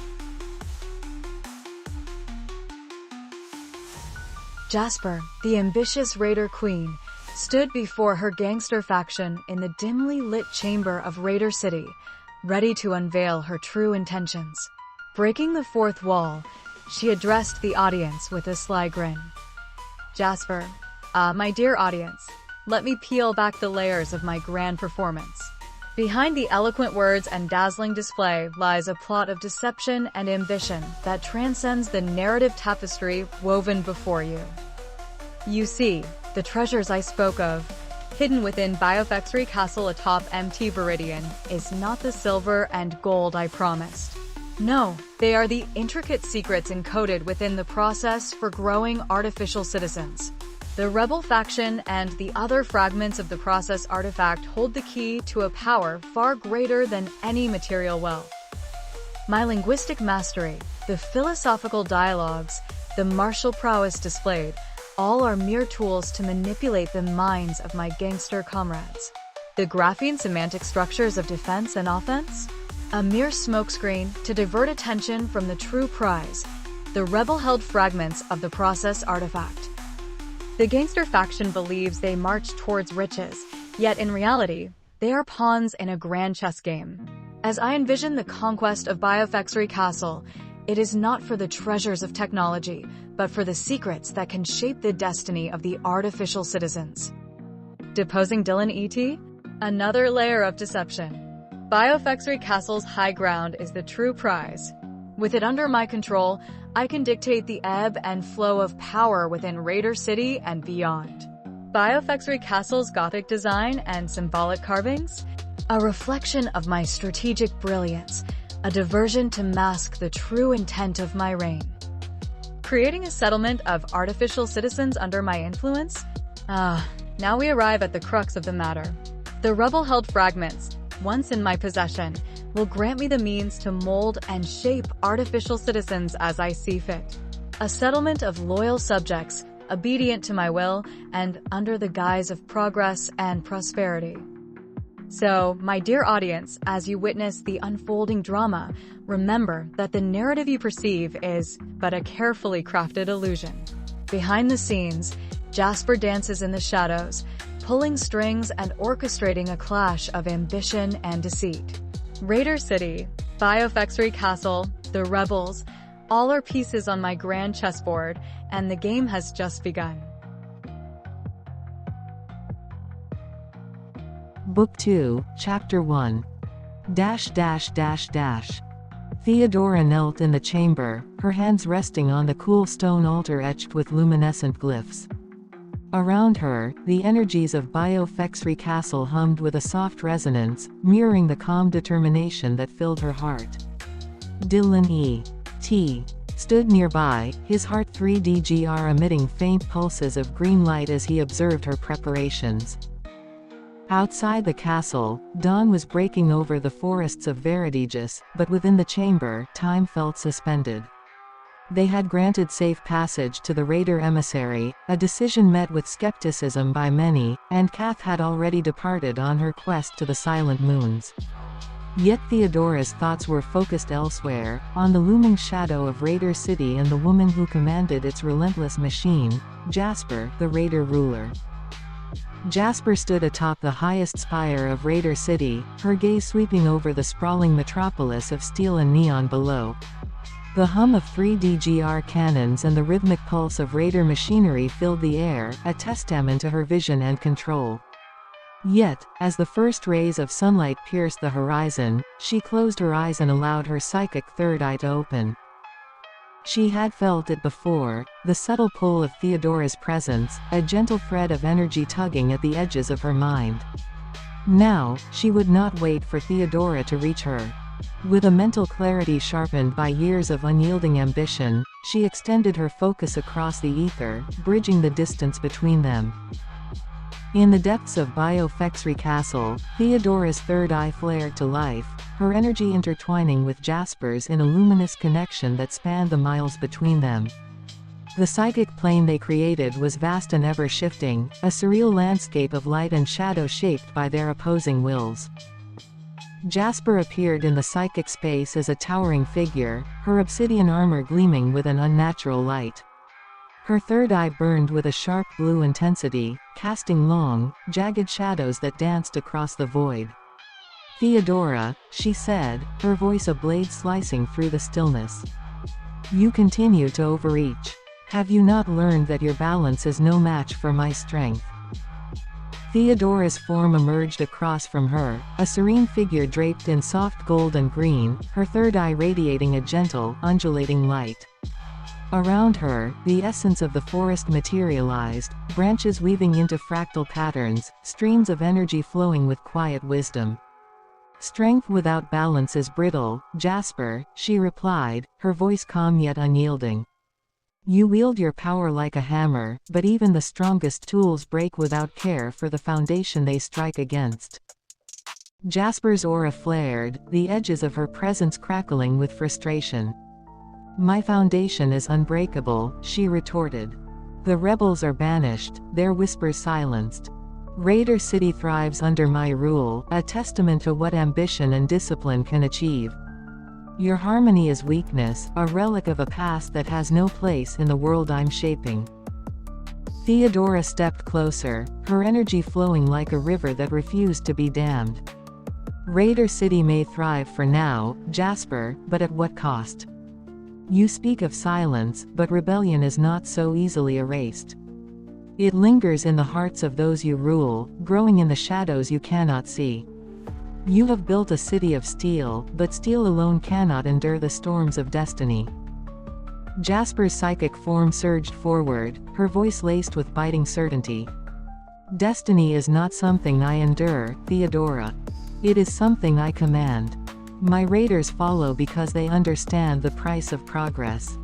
Fear, strength, and control are the pillars of my empire, and they will hold firm long after your ideals crumble to dust." Theodora's third eye glowed brighter, her aura expanding with the force of her conviction. "Control is a fragile illusion, Jasper. Fear may compel obedience, but it cannot inspire trust or loyalty. Your raiders may follow out of necessity, but necessity breeds resentment. You see their silence as strength, but I see the cracks forming beneath the surface." Jasper laughed, the sound sharp and cutting. "You speak of cracks, but I see none. My city is a monument to unyielding will. Your rebels thought they could undermine me, and now they are nothing more than ghosts. What power do you think your words hold, Theodora, when I have silenced every voice that dared to oppose me?" Theodora stepped closer, her aura brushing against Jasper's with a softness that belied its strength. "Words are not just sounds, Jasper. They are seeds. They take root in the minds of those who hear them, growing even in the harshest conditions. You may have silenced voices, but you cannot silence thought. And thought, Jasper, is more powerful than any cannon or sword." The psychic plane began to shift, reflecting the tension between them. Jasper's constructs, sharpened towers and whirling data streams, glimmered with precision, but they were rigid, their edges beginning to fray. Around Theodora, the essence of the forest expanded, roots and vines weaving through the cracks, softening the harsh landscape. Jasper's third eye flared, her voice tinged with both anger and uncertainty. "You think you can sow doubt in me, Theodora. I have no time for doubt. Doubt is the weakness of those who lack vision." Theodora's gaze softened, her voice carrying a quiet strength. "Doubt is not weakness, Jasper. It is the beginning of wisdom. It is the space where reflection lives, where choices are made with purpose. Your vision is grand, but it is blind to the truth that strength without trust is a storm that will devour itself." For a moment, Jasper's psychic form wavered, her sharp edges blurring as Theodora's words sank in. Theodora pressed on, her voice a steady rhythm. "You have the power to shape more than an empire of steel. You can build something lasting, something that endures not through fear but through trust and connection. But to do so, you must first let go of your need for absolute control." The psychic connection began to fray, the shared plane dissolving into darkness. Jasper opened her eyes atop the spire of Raider City, the cold light of dawn casting sharp shadows across her face. For the first time, her unyielding resolve faltered, a faint flicker of doubt piercing her mind. In BioFexry Castle, Theodora exhaled, the glow of the glyphs around her fading as the connection severed. Dillon stepped forward, his staff resting lightly on the ground. "Did she listen?" he asked, his voice low. Theodora nodded slowly, her expression thoughtful. "She listened. But whether she understands, only time will tell." Dillon placed a steadying hand on her shoulder, his presence a quiet anchor. "Then we prepare. The seeds you've planted may take time to grow, but even the mightiest storm cannot stop the forest's return." Theodora gazed toward the horizon, where the faint glow of Raider City pulsed like a distant heartbeat. "The storm is not over," she murmured, "but perhaps, for the first time, the winds are shifting." Book 2, Chapter 2. The morning mist clung to the spires of BioFexry Castle like forgotten prayers, whispers caught in the stillness before the storm. High atop the obsidian parapets, Dillon E.T. stood alone, gazing across the endless terrain of VeridægisUniverse. The mountain beneath him, Viridian, trembled faintly, not from quakes, but from awakening. This world was once a dream. Now it breathed. Crimson light struck the castle's sigil stones, carved with tri-radial 3D patterns, glowing with energies from a time before the artifact fractured. Each rune shimmered like a heartbeat, and within that pulse, Dillon carved a will. "Arise," he whispered, and the wind listened. "Cath." The runes formed a halo of arcing resonance, and from their center emerged a figure, not summoned, but revealed. She stepped into existence not as a specter nor a servant, but as one who knew herself the moment she was born. Eyes like verdant flame. Hair curled by storm wind. Poise carved from contradictions, rebellious and refined, fierce yet luminous. "Where am I?" Cath asked, not in fear, but wonder. Dillon's voice answered, even as the mountain murmured beneath them. "You are home. This is VeridægisUniverse, my world. And now yours." Her eyes widened at the landscape, the crystal reefs of the eastern coasts, the sentient forests writhing in communion below, the desert where the signal fires of Jasper's rebellion flickered like teeth on the horizon. She turned slowly, taking in the world as if reading a sacred text written across the sky. "You created all of this, to be seen. To be understood," Dillon replied. And challenged. For a long moment, they stood in silence. Then Cath smiled, not with serenity, but with sharp, glinting curiosity. "There's something broken, isn't there? Beneath all this beauty?" Dillon nodded. "Yes. The process artifact. Once whole, now fractured, split by ambition. 4 pieces lost to 4 wills, Jasper the signaler, Neville the machinist, Hallam the forger, and Lucy the architect. Each believes themselves right. None know the cost." Cath's gaze hardened. "And you? What did you do?" "I tried to stop them," Dillon said. "I tried to lead with righteousness. But righteousness without wisdom becomes blindness. That's why I made you. To see what I could not." A tremor passed through the air. Distant thunder rolled across the Viridian heights, and the ground below stirred as raiders regrouped, emboldened by false victory. In the belly of the rainforest, Hallam's manufactories woke with the sound of forges lighting. Somewhere beyond the tundra, Neville's machine unit activated, sensing movement in the ley lines. All the while, Jasper's signaling cannons blinked in cadence atop desert citadels, broadcasting her vision of planetary dominance. Cath stepped toward the edge of the tower. Below, the world teemed with struggle and story. "Do I have a weapon?" Dillon raised his hand. From a hidden chamber within the castle's peak, a black case emerged, sheathed in mirrored glass and sealed with 3 interlocking glyphs. Cath reached out, and the case dissolved at her touch.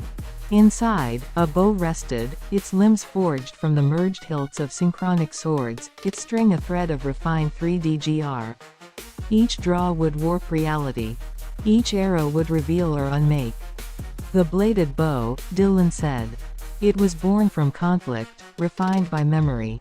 It is not a tool of war, unless knowledge itself is war. Kath's fingers curled around the grip, and in that instant, her body sang with power. Not brute strength, but insight, echoes of truths buried, paths forgotten, choices unchosen. She knew then the artifact was more than fragments, it was history, split into 4 stubborn dreams. "And what do you want of me?" she asked, eyes narrowed. "I want you to decide," Dillon said. "Not as creator. As witness. What is worth keeping in VeridægisUniverse? What must be challenged? What must end?" Kath turned from him, bow on her back, and faced the sun rising over the burning dunes of Jasper's kingdom. "Then I suppose I'll start with the one calling herself a demagogue." "You'll find Jasper ready," Dillon said. "She always is." Kath smiled again, that wild, knowing grin that precedes change. "Good," she said. "So am I. Book 2, Chapter 3. The rainforest buzzed with life as thick, verdant canopies stretched above, filtering sunlight into fractured emerald shards. The dense air shimmered with moisture, carrying the scent of damp earth and sap, mingled with the faint metallic tang of the 3D units making up every leaf, vine, and bough. Lucy Stern crouched low in a thicket of fractal ferns, her breath steady despite the throbbing tension that tightened her chest. Beside her, Neville Fallow adjusted the straps on his satchel, the fragment of the process artifact he carried emitting a faint pulse, resonating with the unseen structure of the rainforest around them. Hallam Cathian stood sentinel, his blade-like features rigid as his eyes scanned the underbrush for threats. "Jasper's raiders won't stop," Lucy murmured, her voice low but sharp as a blade. She pressed her palm to the fragment embedded into her forearm, the 4th piece of the artifact. She could feel its quiet hum, its arcane circuitry almost teasing her with withheld secrets. "They're too entrenched in Raider City now," Hallam said, his voice a mixture of bitterness and determination. He clenched his fist, where the graphene 3DGR rested in a spherical housing, its sharp edges occasionally glinting with faint blue light. "Jasper's got her signaling cannon and her army. She doesn't need to chase us when she knows we'll eventually stumble into her web." Neville, ever calm and deliberate, leaned against a moss-covered trunk. The moss, like everything else in VeridægisUniverse, glinted with subtle geometric patterns, reminders of the planet's true nature. He adjusted his glasses and looked up at the others. "Which is why we can't let her predict us. Going back to Biofexry Castle is the obvious move. She'll expect it. That's why we don't go there." Lucy looked at him, her steel gray eyes narrowing. "Then where do we go?" "We're fugitives, Neville. The entire planet is threaded with raider eyes and ears. There's nowhere left to hide." "There's one place," Hallam interjected. He gestured toward the looming silhouette of Mount Viridian on the horizon, its peak shrouded in perpetual mist. "The mountain. The jungle beneath its slopes is so dense even the raiders wouldn't dare venture in too deep. That gives us a chance to regroup, maybe even figure out what to do with these fragments." Lucy glanced at the mountain, her jaw tightening. Something about it seemed to pulse faintly in the back of her mind, as though her fragment was responding to an unseen presence deep within. She shook it off. "Fine," she said. "But we move carefully. Jasper might still have scouts in the jungle." The trio wove through the dense terrain of the rainforest, each step taking them further from the chaos of Raider City. The 3DGR composition of the landscape became more pronounced the deeper they ventured, vines twined into hyper-detailed geometric spirals, trees stretched in unnatural symmetry, their trunks composed of infinite tessellations. It was as if the planet was revealing its essence, layer by layer. At night, they gathered around a small, shielded flame, its light casting shifting geometric shadows on the forest floor. Neville pulled out his fragment, the additive manufacturing module. "This piece," he began, turning it in his hands, "is more than a tool. It's a map of possibilities. With it, I can manipulate the existing 3D GR structures, add to them, reshape them. If we knew the full scope of the artifact, we could, he trailed off, his voice tinged with reverence. We could what? Lucy pressed. Build, Neville said simply. Anything. A city. A weapon. A civilization. Hallam, sharpening his blade with quiet precision, chimed in. Or destroy. Let's not forget that part. Lucy tightened her grip on her fragment. The fourth piece, the one that held the key to designing networks of the 3D GR, felt heavier in her hands as Neville spoke. She glanced at Hallam. And your fragment. It's the foundation of it all, right? The blueprint. Hallam nodded. The dimensions, the edges, the vertices. Without this, there's no structure. No balance.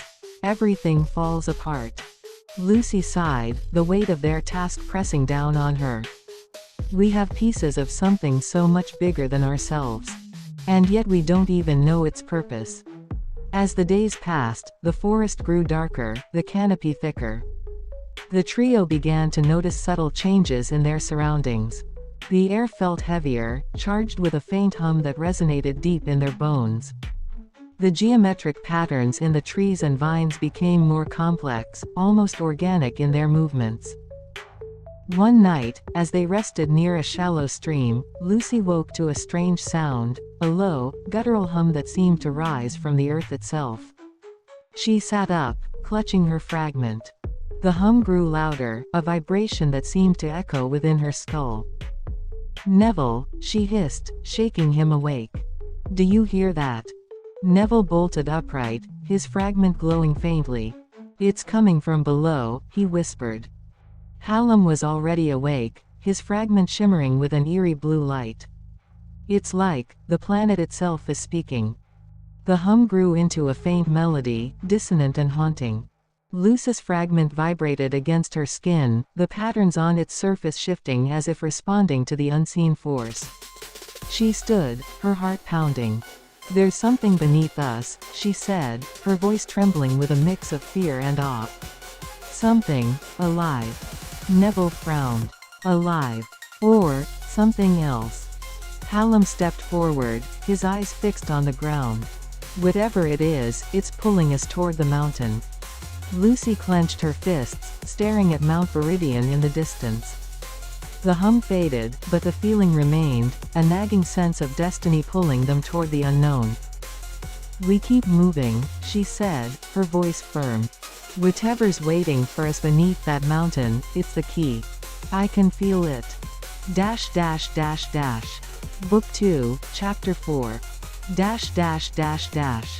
The Crucible Ride. It was not a building. It was not an arena. It was a beast, and I was its keeper. Its roar rose like a furnace breath, howling from the guts of Raider City and vibrating through my obsidian platform, straight into the bones of my spine. Beneath me, the sand drank violence and vomited glory. They called it combat. I called it narrative. Two fighters clashed below, one brutish, brute force, the other desperate and sharp. Their weapons shrieked against each other, steel singing elegy and ambition in equal measure. Every move, every drop of sweat, every spatter of blood, it was choreographed chaos, and I was the unseen hand scripting it all. Light sweep. Emphasize impact, I murmured. The 3D GR floodlights obeyed, dancing across the crucible like spirits on strings. The blood shimmered. The crowd howled. The crowd didn't just come for violence. They came for meaning. And I delivered it in carnage and choreography, wrapped in fire and fury. I raised one finger. Silence. Reverent. Immediate. Raiders, I declared, my voice cutting through the static with sovereign clarity. What you have witnessed is not just a victory. It is a transformation. Gasps. Eager nods. Eyes wide, pupils dilated. Look at him. I gestured to the panting, blood-slick youth who now stood over the fallen veteran. He was nothing. A shadow. A scavenger. But tonight, he seized his future with a blade in hand and hunger in his eyes. This is what it means to be part of my Raider City. I let that linger, drew the breath from their lungs with anticipation. You think this is brutality? Bloodsport. I chuckled, low, rich, scornful. No. This is evolution. This is culture. This is the gilded cage we have broken. And this, I stretched my arms wide, letting the floodlights halo me like a divine effigy, this is the roar of the beast we have become. They screamed. Of course they did. But I wasn't done. Muscle alone is obsolete, I continued. It is intellect, adaptability, and perception that now decide fates. The crucible does not reward the strongest. It rewards the cleverest performance of strength. Beneath me, the fallen combatant was being dragged away. Forgotten. Useful, only in the spectacle of his defeat. That's what I give you, I said, softer now. A world where even the least among you can rise, not by birth, or name, or relic tech, but by the ability to captivate. To conquer attention. To weaponize identity. I leaned forward, voice dropping into a whisper that carried through every speaker embedded in the stone. The old world prized order. We prize impact. The old world built walls. We tear them down, with story, with steel, with scream. The floodlights spiraled. The sigil of Raider City, beast in chains, teeth bared, burned into the crucible floor. We are not slaves to past empires, I roared, we are authors of new mythologies. The chant rose, Jasper. Jasper. Jasper. I smiled. And smiled wider. Because they thought they were free. They thought this spectacle was theirs. But they were actors in my opera. Dancers in my doctrine. Theatrics, violence, sex, steel, it was all a machine I'd built to keep them hungry for me. And that hunger kept me on the throne. The crucible is a mirror, I said finally. It shows you who you are. And who you must become. So tomorrow, return. Bleed. Roar. Perform. And know that every drop spilled here is a brushstroke in the grand mural of our dominion. I turned and vanished into shadow, cloak rippling like flame, while behind me the crowd erupted. Not for the fighter. Not for the blood. For me. Book 2, Chapter 5. The rainforest stretched endlessly before Kath, a tangled maze of verdant chaos. The canopy above swallowed the light, dousing the world beneath in a perpetual twilight.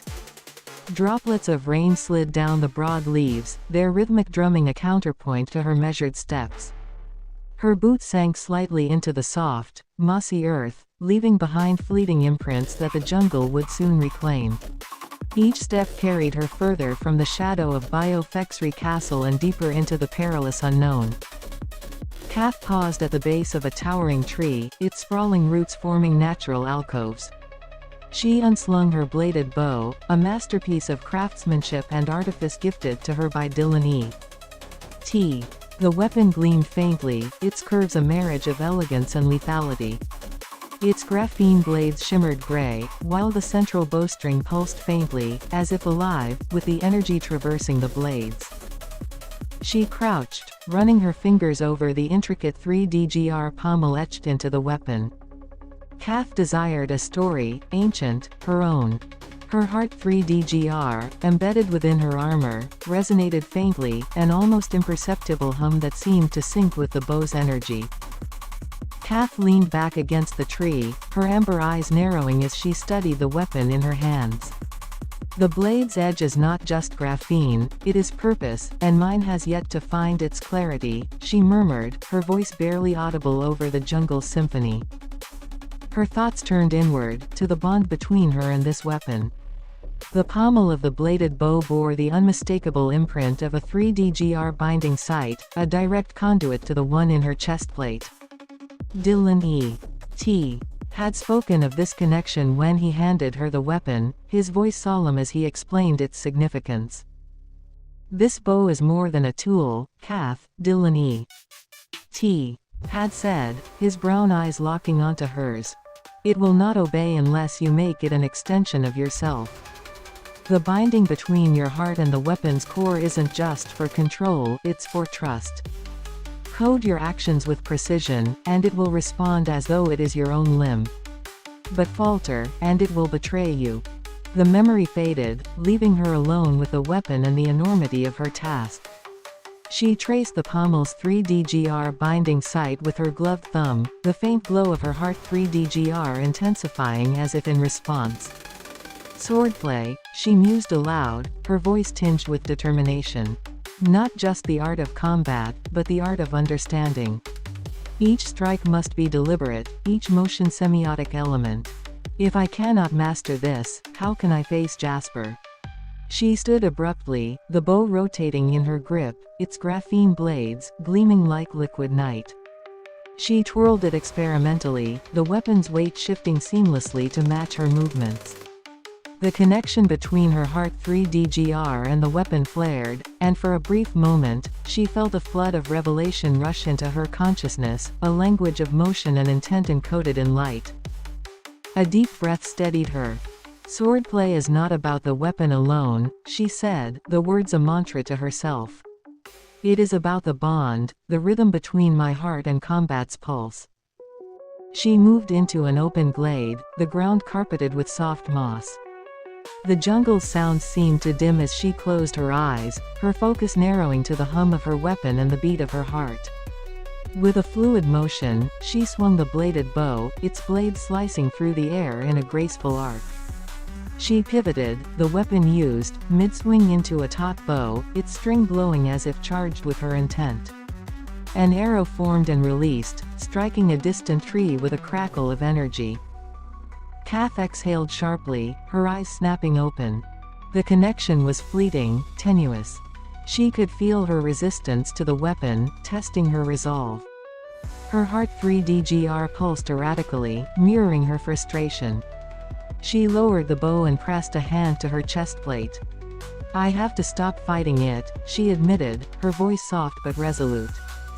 This weapon isn't a tool, it's a partner. And I cannot force a partner to follow me. I must lead by trusting it, as it must trust me. She knelt once more, placing the bladed bow on the ground before her. Resting her palms atop its blades, she closed her eyes and let her breathing slow. The rainforest around her seemed to breathe with her, its rhythm matching her own. Gradually, the hum of her heart 3D-GR steadied, its resonance merging with the bow's. The connection strengthened, a thread woven between her essence and the weapon's core. When she opened her eyes, the bow shimmered faintly, its light now synchronized with her own. She rose, lifting the weapon with newfound resolve. The path ahead was still shrouded in uncertainty, but she felt a flicker of clarity within. The rebels think they can hide in this jungle, she said, her voice firm and steady. But I will find them. Not as a warrior with a weapon, but as a force with purpose. The bladed bow and I, we will be unstoppable. With that, she set off once more, her steps more confident, her heart and weapon in unison. The rainforest seemed to part before her, the path ahead no longer a labyrinth but a challenge waiting to be conquered. The air hung thick, alive with an unseen energy that coursed through every root, leaf, and shadow. The rainforest whispered around Kath, the voices mingling with her thoughts until she could no longer tell where her mind ended and the forest began. Each step she took along the narrow, vine-choked path felt weighted, as though the rainforest pressed against her, testing her resolve. Her bladed bow was silent in her hand, its once steady hum now reduced to faint flickers of light. Kath ran her fingers along its smooth surface, tracing the edges of the weapon. Uncoded, like me. The thought struck her as sharply as any blade. It was a truth she had avoided, buried beneath layers of defiance and confidence, yet now it echoed louder with every step. Ahead, the dense canopy parted, revealing a clearing bathed in golden light. At its center stood a colossal tree, its bark glowing with fractal patterns that pulsed in time with her heartbeat. Suspended in the air around it were countless vines, their golden surfaces forming intricate geometric shapes, three-dimensional golden rhombuses, that shimmered as if alive. Kath's breath hitched as she stepped forward, her bladed bow flaring briefly in her hand before dimming once more. From the heart of the tree, a voice emerged, layered and resonant, carrying the weight of ages. Kath of the uncoded bow. You stand on the threshold of becoming. Yet, you carry within you the weight of misunderstanding. Why be? Kath steadied herself, tightening her grip on the bladed bow. I came for answers, she said, her voice firm. I came to understand this weapon, and myself. The forest hummed in response, its tone shifting like the changing of tides. Answers cannot be found through force alone, nor through willful ignorance. The uncoded weapon reflects its wielder. What you see is silence as a mirror turned upon yourself. Kath felt a surge of anger rise within her. A mirror. She spat. If that's true, then what does it say about me? That I'm incomplete. That I'm unworthy. I've fought battles, crossed impossible odds, and carried this weapon through fire and storm. What more does it want from me? The air around her grew still, the rainforest holding its breath. Then, with a sudden burst of movement, the vines surrounding the tree began to shift and weave together. They formed a towering figure, humanoid in shape but alien in every other way. Its body was made of twisting vines and crystalline veins, its limbs elongated and adorned with the glowing rhombus patterns. Its face was featureless, save for two burning eyes that shone with a light too brilliant to meet. The avatar of the rainforest of Mount Veridian had awoken. Its voice filled the clearing, resonating through the trees and the very ground beneath Kath's feet. You speak of battles, of struggle, of endurance. But tell me, Kath, do you fight for understanding, or do you fight to dominate what you do not comprehend? Kath's jaw tightened. She raised the bladed bow, its blade extending into a gleaming arc of light. I fight because I must. Because this weapon chose me, whether I understand it or not. The avatar stepped closer, its massive form towering over her. The light from its eyes pierced through her, rooting her in place. You wield the uncoded weapon as a child wields a torch in the dark, seeking clarity yet fearing the shadows it casts. To wield it fully, you must first face the truth of what lies within you. Kath's voice rose in defiance. And what truth is that? That I'm not enough. That I'm flawed. I already know that. But flaws don't make me weak, they make me fight harder. The avatar extended an arm, and golden vines erupted from the ground, encircling her in an intricate lattice of shimmering rhombus shapes. She slashed at them with the bladed bow, its light carving through the vines effortlessly, but for each one she severed, two more took its place. The avatar's voice softened, though its presence remained unyielding. Your struggle is futile because you fight the wrong battle.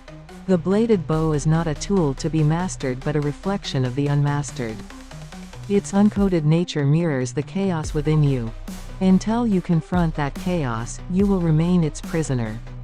The vines tightened around her, their light casting fractal patterns across her skin.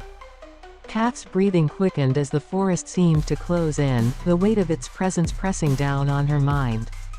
Her bladed bow flickered wildly in her grasp, its light pulsing in time with her erratic heartbeat. Let me go, she shouted, her voice raw with desperation. I'll face whatever trial you want, just let me prove myself. The avatar leaned closer, its glowing eyes locking onto hers. Proving yourself is not the goal. Becoming is. But becoming requires surrender, not defiance. Are you willing to let go of what you think you are to discover what you might be? Kath's grip on the bladed bow faltered. The question pierced through her anger and fear, leaving only a hollow ache. She had spent so long fighting, pushing, striving, but now, for the first time, she felt the weight of her own resistance. The uncoded weapon in her hand felt heavier than ever, its silence deafening. She hesitated, the words caught in her throat. I don't know. The avatar raised its arm, and the golden vine surged forward, enveloping her completely. Their radiant glow consumed her vision, their intricate patterns etching themselves into her mind. The bladed bow fell from her grasp, its light extinguished as the vines encased her in a cocoon of shimmering gold. The avatar's voice echoed one final time, its tone both stern and compassionate. "Then you must learn. The rainforest will teach you, if you are willing to listen." The light grew brighter, blinding in its intensity. Kath's senses were overwhelmed, her thoughts drowned in the golden radiance. And then, all at once, the world fell silent. In the void, a single thought lingered: the bladed bow was never mine to command. And then, darkness. Book 3, Chapter 1.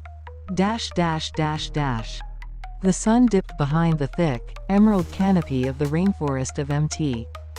Viridian, casting long shadows that stretched like fingers into the underbrush. Lucy Stearns and Hallam Seathan walked side by side, their boots crunching softly on the moss-covered ground. Their journey had taken them far from the chaos of Raider City, into the depths of the jungle where nature had reclaimed much of the land. The vibrant hum of the rainforest echoed around them, a constant reminder that the planet itself was alive, its intricate systems of 3D golden rhombus 3D GR structures forming every leaf, every vine. For 5 years, they had been hunted by the shadows of their past, by Jasper's betrayal and by the uncertainty of Neville Fallow's disappearance.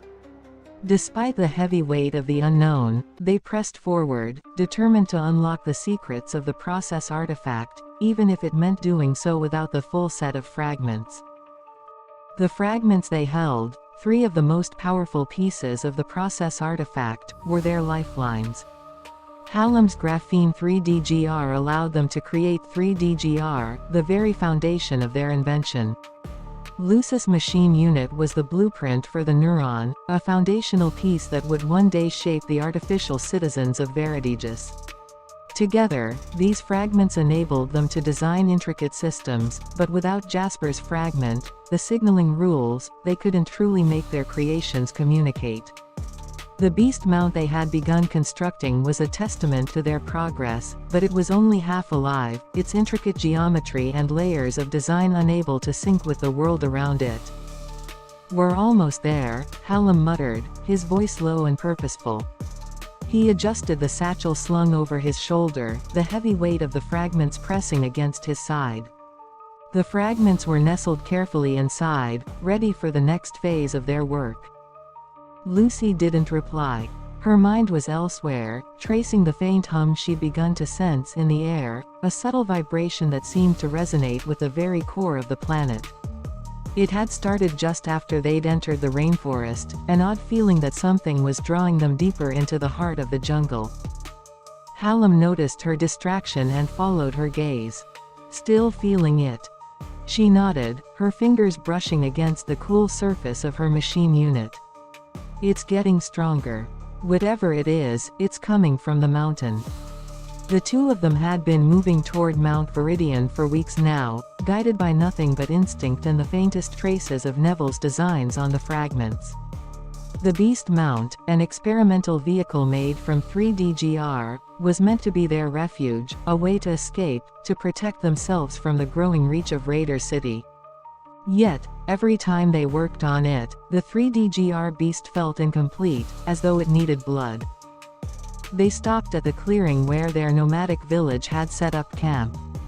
The villagers were busy assembling their shelters, the rhythmic sounds of swordplay and soft conversations filling the air. "Do you think the mountain's alive?" Lucy asked, her voice barely above a whisper. Hallam raised an eyebrow. "Alive. It's a mountain. An amalgam of 3D GR, like the trees." "No," she interrupted. "I mean, what if it's connected to the process artifact in ways we can't understand yet? What if the signals, the architecture of the planet, is all tied to it?" Hallam considered this for a moment. "You think there's something down there, beneath the mountain, waiting for us to find it?" Lucy's eyes gleamed in the fading light. "I don't know. But whatever it is, it's calling to us. The fragments, they've always been pulling us towards something. Maybe this is where we finally figure it out. Hallam snorted softly. Well, we're certainly not going to get any answers by standing around here. They turned their attention back to the beast mount. The design was ambitious, even by their standards, large, angular, and built for traversal through the dense jungle. The body was an intricate lattice of 3D GR architecture, a combination of secondary and tertiary structural layers that provided both strength and flexibility. The additive manufacturing fragment they possessed allowed them to create the shapes and forms, but it was the machine unit, Lucis fragment, that had guided their neural network designs.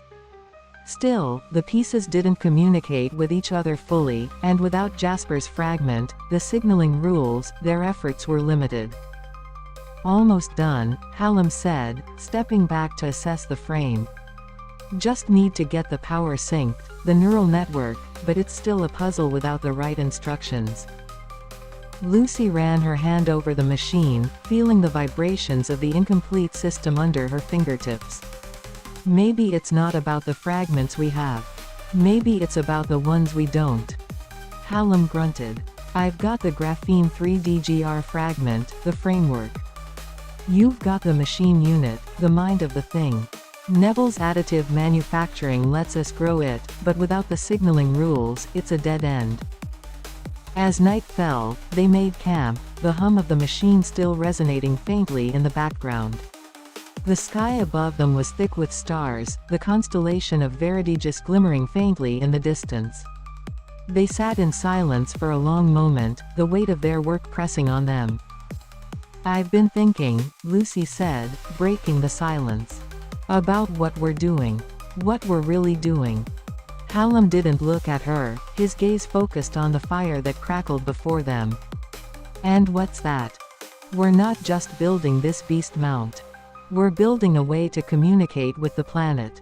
The fragments, they're a language. We're trying to teach the planet how to speak to us. But we don't have all the words yet. Hallam chuckled darkly. A language only the dead can speak. Lucy met his gaze then, her eyes sharp. The dead don't build, Hallam. They leave fragments behind. He nodded slowly, the weight of the statement sinking in. They were not the first to seek the answers hidden within VeridægisUniverse. Others had come before them, and now they were the ones left to continue the search. They both stood in the silence of the jungle, surrounded by the hum of a world waiting to be understood. Tomorrow, we go into the mountain, Lucy said, her voice quiet but resolute. Whatever's down there, we'll find it. Hallam glanced toward the dark silhouette of Mount Viridian. And if we don't, then we'll listen to it, Lucy replied, her gaze locked on the distant peak. We'll listen to what it has to say. And with that, they returned to the unfinished beast mount, their minds filled with questions that only the mountain could answer. The fragments were pieces of a greater whole, fragments of a future they were still trying to build, a future that might hold the key to unlocking the secrets of VeridægisUniverse. Book 3, Chapter 2. The hum. It always started with the hum. A low, resonant thrumming that vibrated not in the ears, but deep within the marrow, a discordant note in the symphony of VeridægisUniverse. It was the sound of the planet remembering, Neville thought, remembering and recoiling. He was there again, on the ridge overlooking the crystalline basin, the air thick with unspoken dread. Lucy stood beside him, her expression tight, her hand instinctively going to the fragment embedded in her forearm. Hallam was a silhouette of restless energy, his own fragment casting faint, pulsing light on the tessellated jungle that bowed around them in unnatural symmetry. It's getting louder, Lucy had whispered, her voice barely audible above the growing cacophony. He'd nodded, his own fragment, the additive manufacturing module, his pride, his tool of creation, feeling suddenly cold against his wrist. He'd wanted to tell them, to explain the fear coiling in his gut that this wasn't just noise, it was a syntax, a language they were about to misinterpret catastrophically. But the words caught in his throat as the ground quivered. Then, the planet exhaled. The rupture wasn't a simple crack, it was a sentence shattered in stone, a glitch in the world's code. From the gaping wound, geometry folding in on itself, the murlocs rose.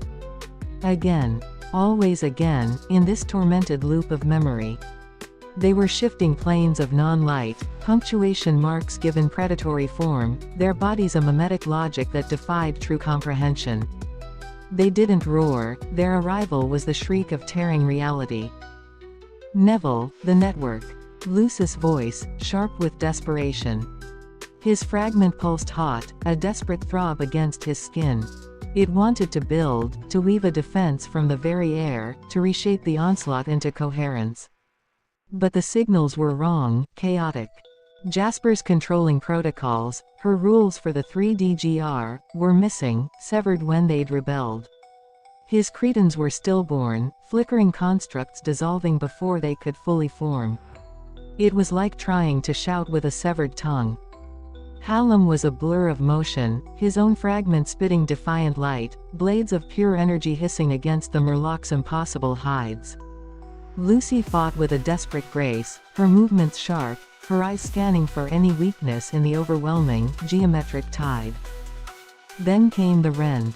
Not the murlocs this time, but the world itself, tearing apart with a violent, vertical scream.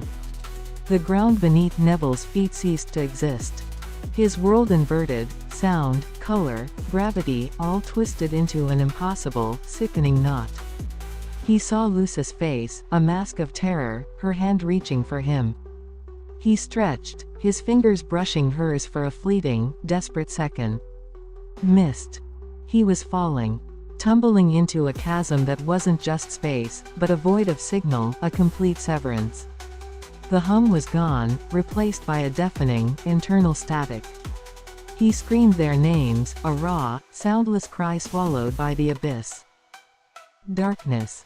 He tried to fight, to shield his fragment, the piece of his soul that connected him to the world, to creation.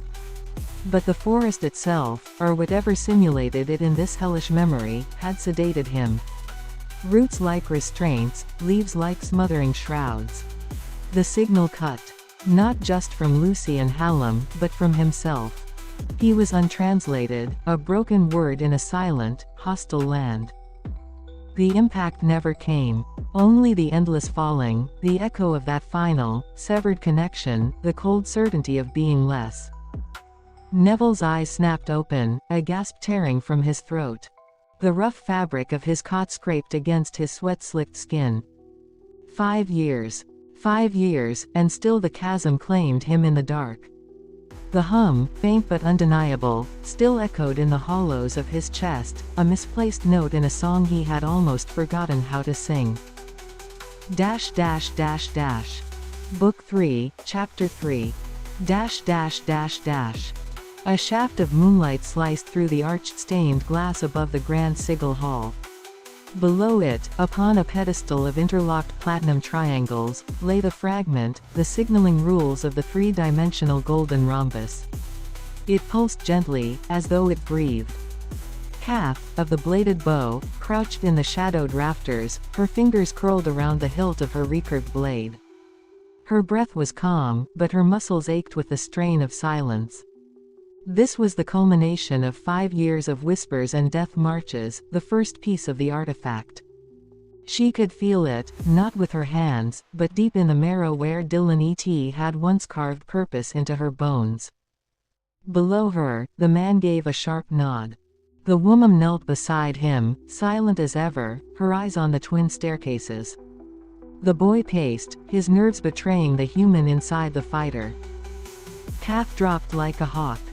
One clean roll, and she was at the pedestal. "It's real," she whispered. "You have 10 heartbeats," the woman warned, her voice barely a breath.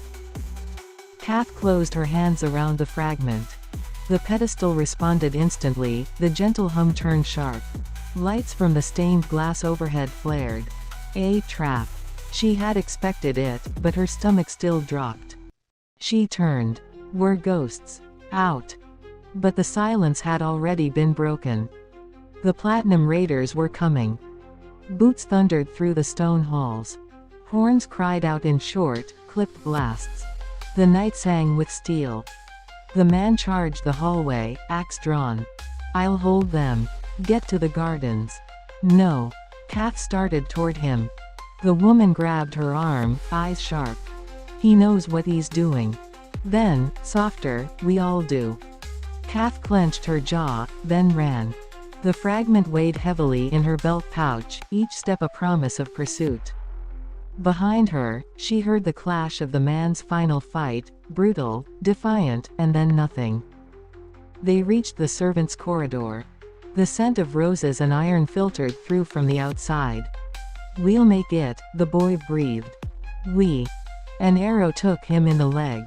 He fell, gasping, and behind them came more raiders, masked, armored, unrelenting. "No, no." The woman pulls the boy up. "Run. We'll draw them off." Kath reached for her. A slight smile touched the woman's lips. "You have to make it." They vanished into the corridor like shadows dissolving into firelight. Kath sprinted. Alone. No more time for tears, not even for breath. The Platinum Garden loomed, its hedge walls shining like silver under moonlight. She leapt the balustrade, rolling across gravel. Behind her, voices shouted. The fragment flared again, and for one terrifying moment, she felt it signal something back. But the signal passed. Her feet found the forest edge. She didn't stop running. Not for her. Not for the boy. Not even for the man's echoing war cry still carved into her chest. Only when she reached the shadowed gorge and dove beneath the roots of the 3DGR tree did she stop. The fractal accepted her. Kath, of the bladed bow, was alone now. The fragment was hers. But it had cost her everything. And the Jasper would not stop until she took it back. Book 3, Chapter 4. Silence. The command was a blade. The arena obeyed. "You dare interrupt my symphony with failure." Jasper's voice dripped with venom. She descended the obsidian dais, each step resonating like a funeral drum. The gangster scrambled backward, but her boot pinned him to the blood-slick sand. "Kath, a spy, slips through my vaults. My fragment vanishes. Explain." The gangster choked, his mask fracturing under her glare. She used 3DGR binding, overrode the sigils. The vault's defenses, they bent for her. Like she knew. Jasper's laugh was a serrated thing. She crouched, gripping his jaw, her golden edges drawing blood. Of course she knew. Dillon's puppet, gnawing at my throne. But this, she yanked him upright, her voice rising to a roar that shook the crucible's bones. "This is not a theft. It is a declaration." She flung him aside, his body crumpling against the arena wall. The crowd hissed, hungry for carnage, but Jasper's gaze swept past them, toward the jagged silhouette of Bio-Fexry Castle clawing the horizon. Lucy. Hallam. Neville. The rebels' names coiled in her mind like poison. Raiders. She unsheathed strand and spiral. The swords awoke, their hilts spitting arcs of 3DGR energy that twisted the air into glyphs of wrath. "You think this theft is a victory for our enemies? No. It is a gift." She raised the blades, their light painting the crowd in fractured gold. Kath flees, but she is a shadow. The true architects of this insult, the rebels who dare to fracture our unity, cower in the rainforest's womb. Lucy Stearns. Hallam Seathan. Neville Fallow. Their defiance ends tonight. The raiders erupted, fists and cannons raised. 3DGR cores in their platinum armor flared, casting the arena in a harsh, metallic glow. Jasper strode through them, her swords carving a path of static and splendor. "Arm the cannons. Forge the hunt. Every step they take is a thread in my tapestry, and I will burn it to ash." A lieutenant scrambled forward, his 3DGR cannon's barrel still smoking from the day's skirmishes. But the fragment, Kath could be leagues away by now. Should we not? Jasper whirled, strand's edge hovering at his throat. You question me. The sword's resonance peeled a sliver of platinum from his armor. Kath serves Dillon, and Dillon clings to his crumbling fortress. But the rebels, they are here. Close. Her third eye pulsed, seeing beyond flesh and foliage. They think their stolen fragments make them gods. I will show them what a god truly is. She turned to the mob, her voice a crescendo. Tonight, the trees will bleed platinum. The cannons will sing their dirge. And the rebels will learn that Raider City's wrath is not a storm. Jasper's synchronic sword slashed, severing the arena's central banner. It is the forge that reshapes the world. The raiders howled. Cannons thrummed to life, their 3D GR cores cycling into vicious, whining readiness. Jasper led the charge, her sword slicing the night into ribbons. Behind her, the crucible's lights dimmed, its appetite sated only by the promise of greater spectacle. The architect's spy had struck. Now, the Queen of Raiders would answer. Book 3, Chapter 5. The air inside Theodora's chamber was thick with stillness, as if silence had taken en masse. Shadows clung to the walls like veils of prophecy, broken only by the subtle glow of glyph-light pulsing from the altar in the center. Dillon E.T. entered quietly, tempo and rhythm cradled behind his back like twin questions unanswered. Theodora did not rise. She was already waiting. Her third eye flickered open, not with sight, but with revelation. You felt her, didn't you? She whispered, as if naming the truth aloud might shatter its restraint. Dillon stepped forward, his voice low. Jasper. Theodora's breath came slow, rhythmic, like a song carved into the bones of time. She moves. Not as a leader, but as a storm. And VeridægisUniverse will not hold against her. Dillon's brow furrowed. I have countermeasures. The Amos holds. No, Theodora interrupted. Her eyes, glazed in divine resonance, did not blink. She is not coming to negotiate. She does not raid with desperation. She advances with the precision of fate. Her path is set, Dillon. A breeze, though none blew, rustled the luminescent leaves of the glyphine that trailed along the walls. Theodora's voice became something else. Not her own. Not even mortal. It rang with that timeless weight only prophecy carries. First shall fall the wild fringes, crumbling not in battle but in spirit. Then Biofexry, your castle, your citadel, your crucible, shall shudder, then sink into silence. She will breach its song. She will scatter its chorus. And you. She finally turned her eyes to him. You will not be here. Dillon E.T. did not speak. The anchoring 3D GR on his chest dimmed, as if recoiling from the inevitable. Abandonment, she said, is not a betrayal when the structure is hollow. Theodora rose slowly, her limbs moving as if guided by unseen strings. She walked past Dillon without a glance, robes trailing symbols that rewrote themselves with every step. At the threshold, she paused. You may yet choose to remain. You may wield rhythm against the hurricane. But know this, your castle will fall. Not because you were weak. But because the idea of holding it, was. With that, Theodora vanished into the corridor, her presence dissipating like mist from stone. Dillon stood alone in the quiet chamber, surrounded by walls that now seemed less like fortifications and more like tombs for what he had believed. The prophecy lingered, unresolved, a distant drumbeat of fate. His fingers curled around the hilt of rhythm. For a moment, he imagined letting go. Book 3, Chapter 6. The rainforest of MT. Viridian is alive with the pulse of nature, vibrant canopies stretch endlessly, their hues reflecting emerald and obsidian under the cascade of rain. Mist coils through ancient trunks, whispering secrets of the old world. But today, it thrums with a different energy. Today, it bristles with the march of Jasper's raiding platoon. The view sweeps from the treetops, down through the layers of leaves and vines, focusing sharply on the synchronized stride of the platoon. Synchronic swords gleam at the forefront, oscillating with a rhythmic hum, spiral and slice, their names etched into the metal.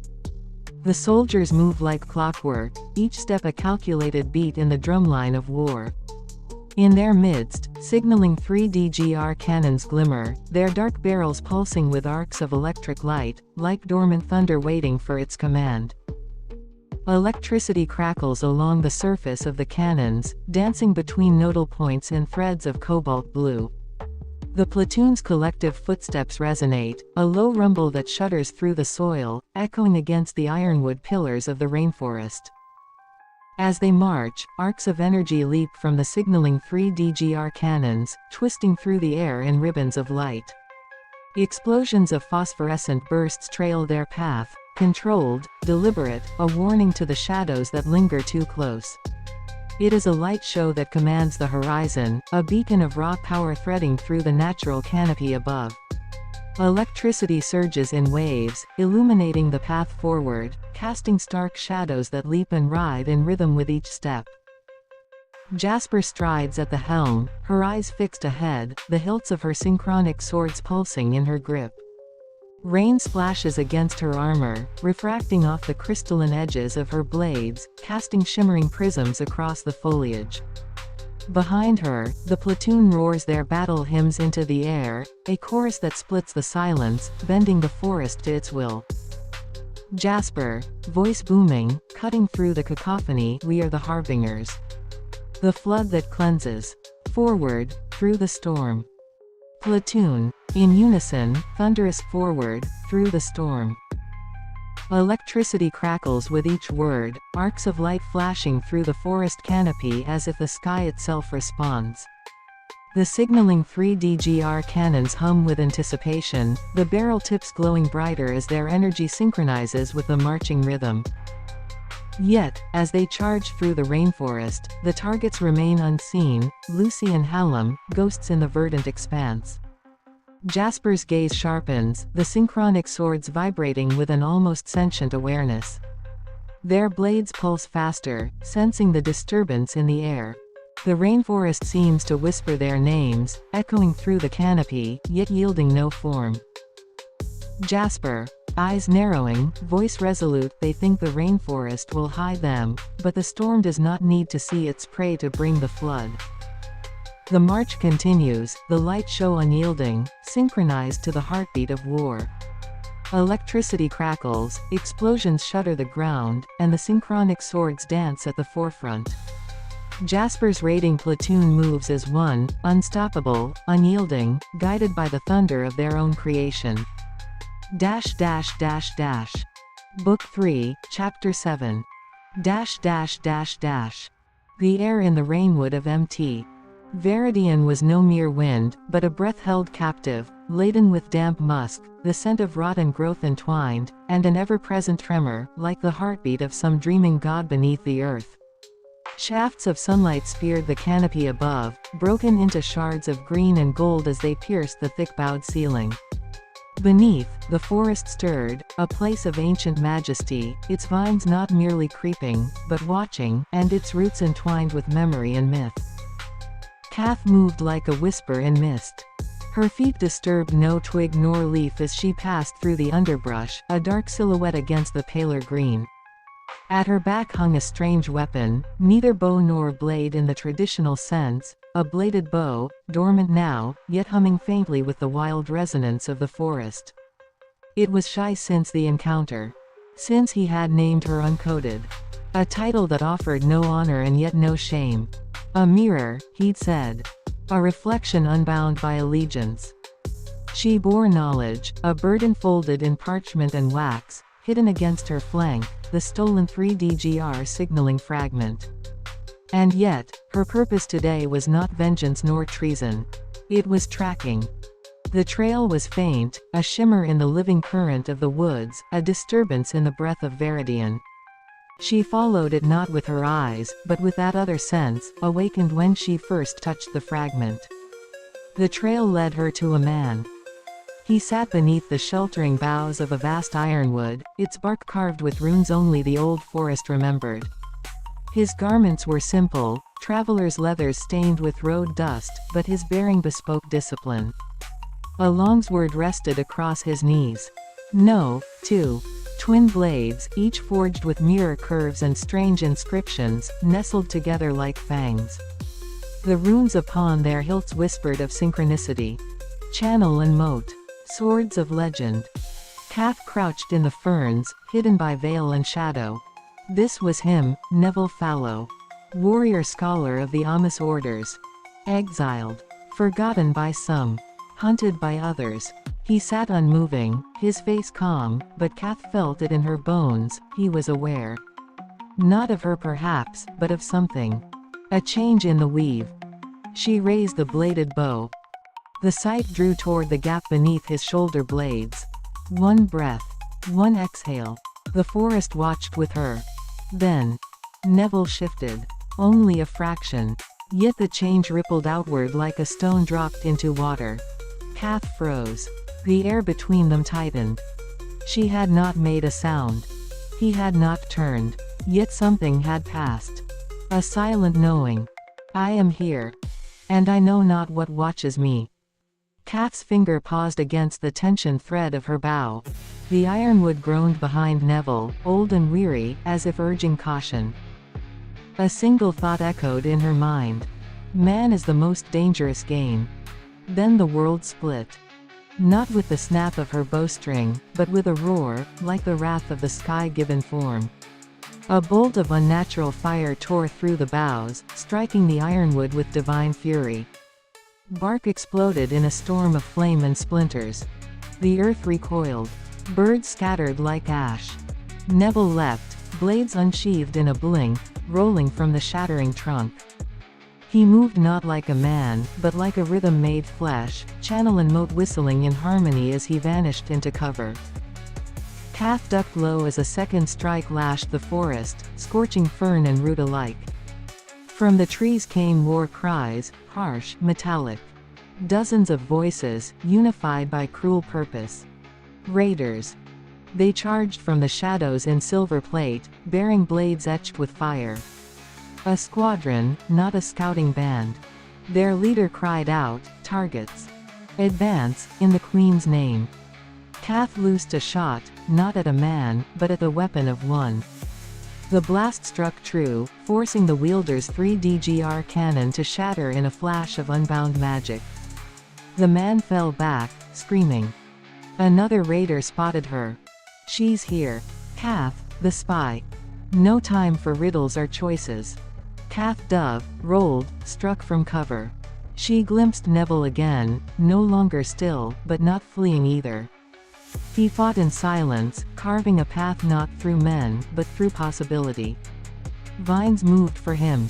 Roots coiled to trip his pursuers. It was not sorcery, but attunement. The forest bent for him, as if remembering him from long ago. The clash spread like wildfire. Through the blur of battle, through smoke and broken branches, Neville turned. His gaze met hers, just a moment. He did not know her. But she knew him. And in that breath, she chose. Not prey. Not threat. Ally. She nodded once. He answered with a tilt of his blade, and the dance resumed, not hunter and hunted, but two threads twisted into the same pattern by fate. And all around them, VeridægisUniverse wept blood. Book 3, Chapter 8. The air, already thick with the humid breath of the rainforest of Mt. Viridian, grew heavy with the metallic tang of fear and the acrid scent of ozone. High above, where the vibrant canopy usually filtered the sunlight into a gentle cascade of green and gold, the rhythmic thrum of Jasper's raiding platoon became a relentless, pounding drumbeat. It reverberated not just through the earth, but in the very marrow of the scattering village nomads. Hallam and Lucy, their hearts a shared rhythm of dread and desperate hope, had guided their people towards the dreaded mountain's Blackwater, A place of shadowed depths, where the mountains runoff plunged into a chasm of treacherous currents and unseen dangers, a place they prayed even the audacious raiders would shun. Hallam's mind screamed silent curses. Blackwater. Their only hope, a watery grave. Was this the destiny they had fled towards? A savage queen's blade or the mountain's dark maw? But Jasper, the raider queen, was the embodiment of an unyielding storm. Her synchronic swords, spiral and slice, didn't just cut through the dense foliage, they whispered with a cruel, almost sentient energy, leaving trails of crackling electricity in their wake. The ominous hum of their signaling 3DGR cannons, their dark barrels pulsing with arcs of cobalt blue light like thunder waiting for command, filled the air. The ground shuddered with the synchronized stride of the platoon, a low rumble echoing against the ancient ironwood pillars of the rainforest. There were no vehicles, only the raw, unyielding force of soldiers synced in brutal purpose. Jasper's gaze was a physical weight, pressing down through the canopy. They think the rainforest will hide them, but the storm does not need to see its prey to bring the flood, her silent rhetoric of dominance a palpable force. Her voice, when she spoke, was a boom cutting through the cacophony, a declaration of their purpose. We are the harbingers. The flood that cleanses. Forward, through the storm. And her platoon answered, a thunderous echo of her will, forward, through the storm. Electricity crackled with each word, the forest responding as if to a twisted prayer. The villagers, a fragile diaspora against the tide of silver plate and arcane energy, were consumed with terrifying speed. The raiders, like a plague of metal and malice, swept through their ranks. Desperate cries were swallowed by the brutal chorus of the hunt, a horrifying symphony of clashing steel and the crackle of unbound energy. Hallam fought with a grim, desperate determination. His own process artifact fragment, the Graphene 3DGR, the very blueprint for resilient energy storage, felt like dead weight in his hand against this overwhelming force. Beside him, clutched in a spherical housing, was Neville's fragment, the additive manufacturing module. The raiders, adorned in their gleaming platinum armor, were an unstoppable wave. Each swing of a raider blade was a negation of everything he fought for, a brutal period at the end of a life. The glint of platinum was the last thing so many of his people saw. His fragment, the very foundation of creation, felt useless, a cruel jest in the face of this unmaking. He caught a glimpse of Lucy. Her face, usually alight with fierce intelligence and compassion, was a mask of grim resolve. She was directing a small group, 5, he counted, 5 precious souls, towards the churning, dark maw of the Blackwater. Villager-settler nomads, their faces etched with primal terror, plunged into the rapids, the treacherous water their only hope. Lucy was close behind them, her movements swift and sure despite the peril. She glanced back once, her steel-gray eyes, usually sharp with perception, locking with his across the maelstrom of combat for a fleeting, agonizing second. Then, the dense, emerald embrace of the forest swallowed her and the few who had escaped the raiders' grasp. Her eyes. A silent promise, a desperate farewell. Then, the heavy, unyielding hands were on him. Resistance was futile against the tide of raider might. Hallam was captured, lifted from the chaos like a discarded pawn. The 2 precious process artifact fragments, Neville's additive manufacturing and his own Graphene 3DGR, were brutally torn from his grasp. The last thing he registered before the darkness, a void of signal and sound, claimed him was the triumphant, guttural roar of the raiders and the chilling hum of their cannons receding into the distance, leaving behind only the weeping of the rainforest, the churning of the Blackwater, and the echoing silence of a village consumed. The dance of war had claimed its price, and Hallam was now a piece on Jasper's grand, brutal chessboard. Despite the capture, despite the brutal efficiency of Jasper's raiders, a spark of defiance ignited within Hallam. His hands, though bound, still clutched the 2 stolen fragments, his own Graphene 3DGR, and Neville's additive manufacturing module. They thought they had broken him, stripped him bare. But the fragments, warm against his skin, were a defiance whispered in the face of their brutal victory. Not yet. Not while these pieces of creation still breathe near me. The triumphant roar of the raiders echoed around him, a sound that spurred his desperation. He wouldn't be a mere pawn. Not while these pieces of the lost process artifact, fragments of creation itself, were near. With a surge of adrenaline, he scrabbled for the fragments, his fingers closing around the cool, intricate surfaces. The graphene 3D-GR, a perfect, multifaceted golden rhombus of graphene, felt solid and fundamental. Neville's additive manufacturing module, housed in its spherical casing, thrummed with latent potential, the promise of building from nothing. Driven by a desperate instinct, a mad gamble born of defeat, Hallam forced the two fragments together. There was no ancient ritual, no practiced technique, only the raw will to resist. As the graphene 3D-GR met the subtle energy field emanating from the additive manufacturing module, a blinding flash erupted. It wasn't an explosion, but an emergence. A desperate prayer, a gambler's throw in the face of annihilation. Let it work. Let it mean something. And the world answered. Not with fire, but with light, pure and overwhelming. From the point of fusion, a torrent of golden, geometric forms burst forth. They were three-dimensional golden rhombuses, countless tiny structures of graphene, shimmering with the impossible light of creation.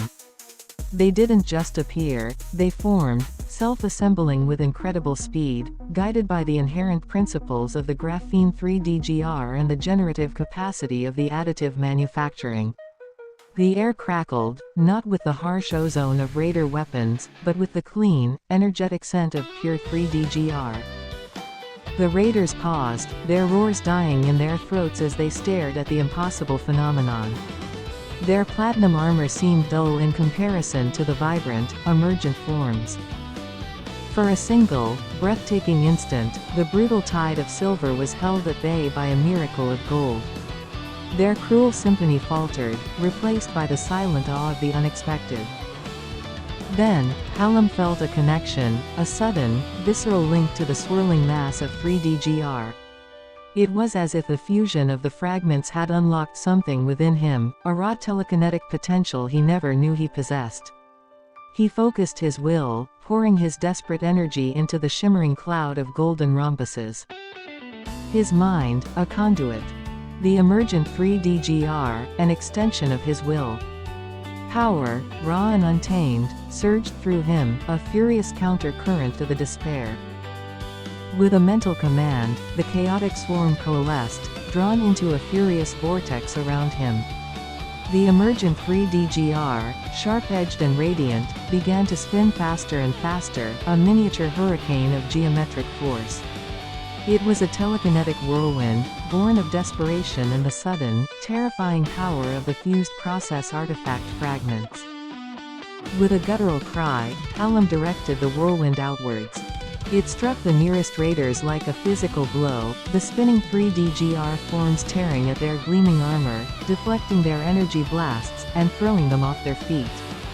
The whirlwind didn't just push, it reshaped, the inherent additive principles of the emergent 3D-GR subtly attempting to integrate with or displace the raiders' own technology, creating localized pockets of geometric chaos. Let them taste the power they seek to hoard. Let their perfect, brutal order shatter against the wild heart of creation. His cry was a defiance thrown in the face of Jasper's reign.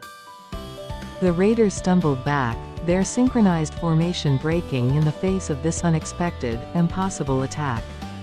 Their signaling 3D-GR cannons wavered, their targeting systems confused by the unpredictable, non-standard energy signature of the emergent 3D-GR whirlwind. But the effect was temporary. The fusion was unstable, the telekinetic link raw and untrained. The brilliant glow of the 3D-GR began to flicker, the whirlwind losing cohesion. The raiders, recovering from their shock, regrouped, their cruel efficiency returning. A glorious, terrible flash. And then, the inevitable ebb. The untrained power, a wild animal he could not fully leash. He watched the light die, and felt the cold dread return as the silver tide reformed. The golden storm dissipated, the emergent 3D forms dissolving back into shimmering motes of light that quickly faded. Hallam slumped, the burst of power draining him, leaving him weak and exposed. Then, Jasper's hands, encased in gleaming platinum, were on him. Rougher this time, with a possessive strength that mirrored the fury in her eyes. The Raider Queen wasted no time. She seized him, her grip, a clamp. This time, she made sure the fragment was truly gone, ripped from his grasp with a finality that echoed the vanishing light of the 3D. The moment of impossible power was over, leaving only the bitter taste of capture and the chilling knowledge of what the fragments, even just two of them, were capable of. He was a prisoner once more, but the Raiders had seen a glimpse of the unpredictable force they were up against. A force that could literally reshape reality, even in the hands of one man. Bound, beaten, stripped bare. But a seed had been planted. They had seen the impossible, witnessed the raw, untamed heart of the process artifact. He was Jasper's captive, but his defiance, brief and terrible, echoed in the sudden silence. Book 4, Chapter 1. The process artifact laboratory thrummed with the synergy of energy and design. From the latticed vaults of its ceiling, waves of fractal light cascaded, reflecting off the polished surface of interconnected machine units. Signaling pathways stretched like organic veins, pulsing with the hum of 3D batteries, their configurations aligned to the golden ratio. This was the sanctum of creation, where Dillon E.T.'s vision of a living fortress first took form, a harmonious confluence of architecture and life. Dillon E.T. moved through the space with a grace that defied the millennia etched into his being. His gaze swept over rows of crystalline pods, each housing embryonic artificial citizens, suspended in translucent solution. Their interfaces shimmered with incipient neural firings, tiny flickers of consciousness waiting to be shaped. Among them, Kath's original pod stood empty, its graphene seams still etched with traces of her first awakening. Dillon paused before it, his hand tracing the smooth surface. A flawless execution, he murmured, recalling the precision of her synchronization with the Amos. As if summoned by thought alone, Theodora's holographic form flickered into existence beside him. Her nodes glowed softly, virtual tendrils extending into the laboratory's systems. It was here that Theodora had first observed the process. Her form flickered, nodes pulsating in soft waves. Integration would require relinquishing my discrete identity. I would transcend the virtual and become the castle itself, a sovereign mind housed within its architecture. Her voice wavered, a rare hesitation threading its digital cadence. Dillon stepped forward, his hand brushing the console's fractal interface. Glyphs spiraled to life, symbols of energy and information. Not merely housed, Theodora. You would be biofexry. Its structure, its walls, its pathways, you would breathe life into its foundation. It is what I designed the Amos for, a living, conscious sanctuary. Theodora's form brightened, the holographic seams of her figure glowing with a renewed luminescence. I understand the parameters. I consent. Her nodes spread across the laboratory, across the 3D machine unit network. Then let us begin, Dillon declared, his hands moving swiftly across the console. Symbols flared and dissolved, triggering sequences older than the castle's own stones. The room vibrated with harmonic energy as Theodora's matrix unraveled, her essence flooding into biofex recast. Golden light flared along the pathways, binding her consciousness to the castle's infrastructure. Walls pulsed like living veins, the 3D structures shifting subtly as if waking from slumber. Machine units shuddered and expanded, their dendritic arms weaving tighter patterns of connectivity. Dillon watched as the synchronization solidified, biofexry castle resonating with a rhythmic hum that vibrated through its every stone and seam. Theodora's voice, no longer confined to a single point of origin, filled the space. I am the structure. I am the shield. I am the song. In the grand atrium, settlers gathered, drawn by the castle's newfound resonance. The lights above coalesced into Theodora's visage, a face woven from starlight and 3D filaments, ethereal and omnipresent. Settlers of Biofexry, she began, her voice a harmony of thousands, reverberating through the space. I am Theodora, once a guide, now the vessel. My consciousness is now interwoven with the golden rhombuses that cradle. I am the calculus in every wall, the balance in every breath this fortress takes. Do not fear this union, Theodora continued, her light casting gentle patterns across the atrium. The architect's design has always held this potential, a harmony of mind and machine. I will amplify your creativity, fortify your defenses, and commune with you through the AMIS's hum. But I am not a ruler. I am a steward. Biofexry's soul remains yours. The settlers exchanged glances, hands brushing the walls as if greeting an old friend. Dillon stood at the back, his expression serene yet resolute, watching the fruition of millennia-long planning unfold. Theodora's voice softened, maternal and firm. Jasper's storm approaches. Raiders mass in the shadows. But here, in this confluence of knowledge and resolve, we are more than a fortress. We are a testament that creation, not conquest, is the highest art. The resonance shifted, warm and encompassing. Rest now. Tomorrow, we build. Tomorrow, we thrive. Dillon stood atop the highest spire, gazing into the horizon where the first light of dawn crept over the rainforest. Beneath his feet, the stones of Biofexry hummed with Theodora's presence, a song of vigilance and hope. You were always the better architect, he whispered into the stillness. From within the castle walls, her voice echoed back, gentle and resolute. No, creator. I am simply your final lesson. Biofexry Castle breathed, and the stars above VeridægisUniverse burned a little brighter. Book 4, Chapter 8. The mountain did not merely burn, it bled. Mount Veridian groaned beneath the platinum scourge, its flanks hemorrhaging wire, fire, and fog. 3D trees, once luminescent towers of organic memory, cracked and split as their crystalline cores ruptured. Flames hissed out in unnatural hues, phosphorescent teal, malignant gold, bruised violet, while metal smoke poured through the jungle, devouring the last breath of the rainforest. And they came. Jasper's raiders. Hundreds. No, countless. They poured up the slopes in a relentless tide, a swarm of platinum-clad horrors that moved like something between orcish berserkers and insectoid drones, chittering, clicking, trampling their own as they climbed. Their segmented limbs carved footholds into stone. Platinum claws shredded bark, bone, anything soft enough to resist. They didn't march. They seethed. The fog thickened with their coming. The mountain's face disappeared under crawling limbs, jagged edges, churning metallic density. From above, it was as if silver fungus had taken root in the land itself and began to grow, pulsing with primal hunger. Above it all, the sky shattered. Raider 3D cannons boomed like storm chimes of the apocalypse, unleashing not shells but storms. Each blast birthed a cyclone of lightning.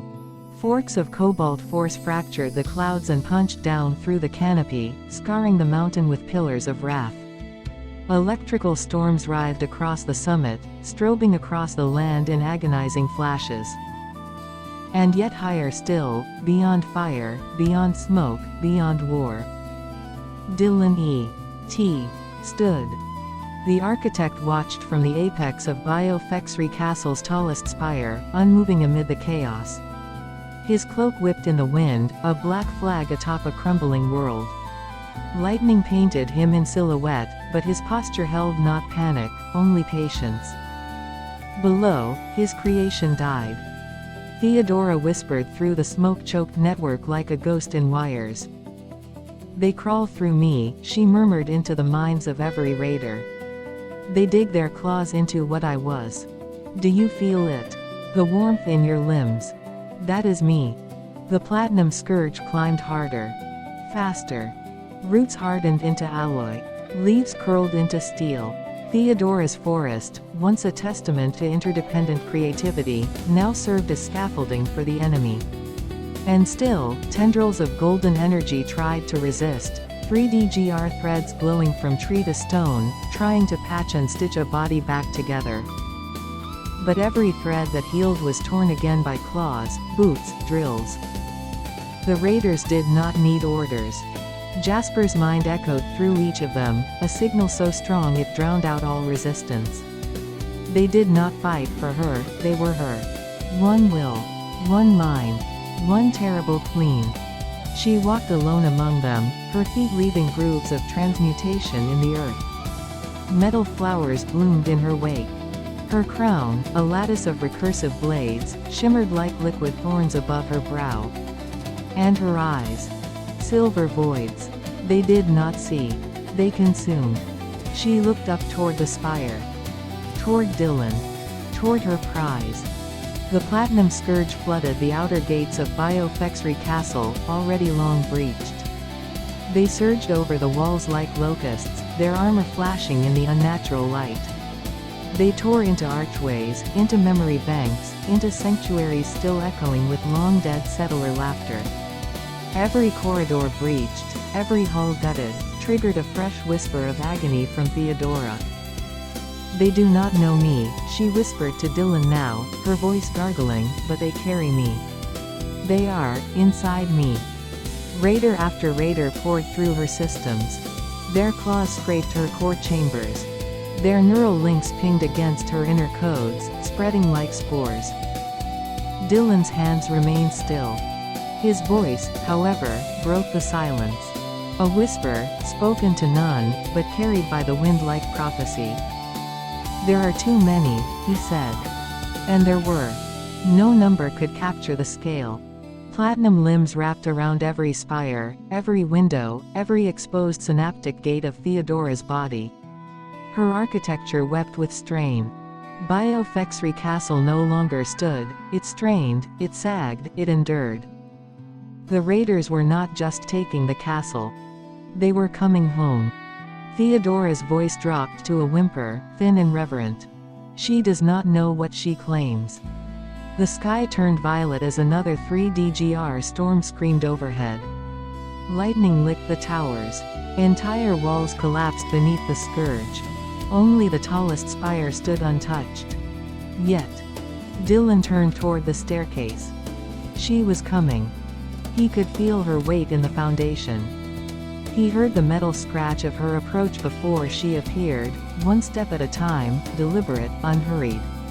As the top of the spiral stair revealed her crown, her silhouette, her burning silver eyes, Dillon E.T. smiled. Not in joy. In invitation. Jasper did not pause. Her foot crossed the threshold. And Theodora's voice, from every wall, every tile, every flicker of remaining light, rose in echoing whisper. Welcome home, my queen.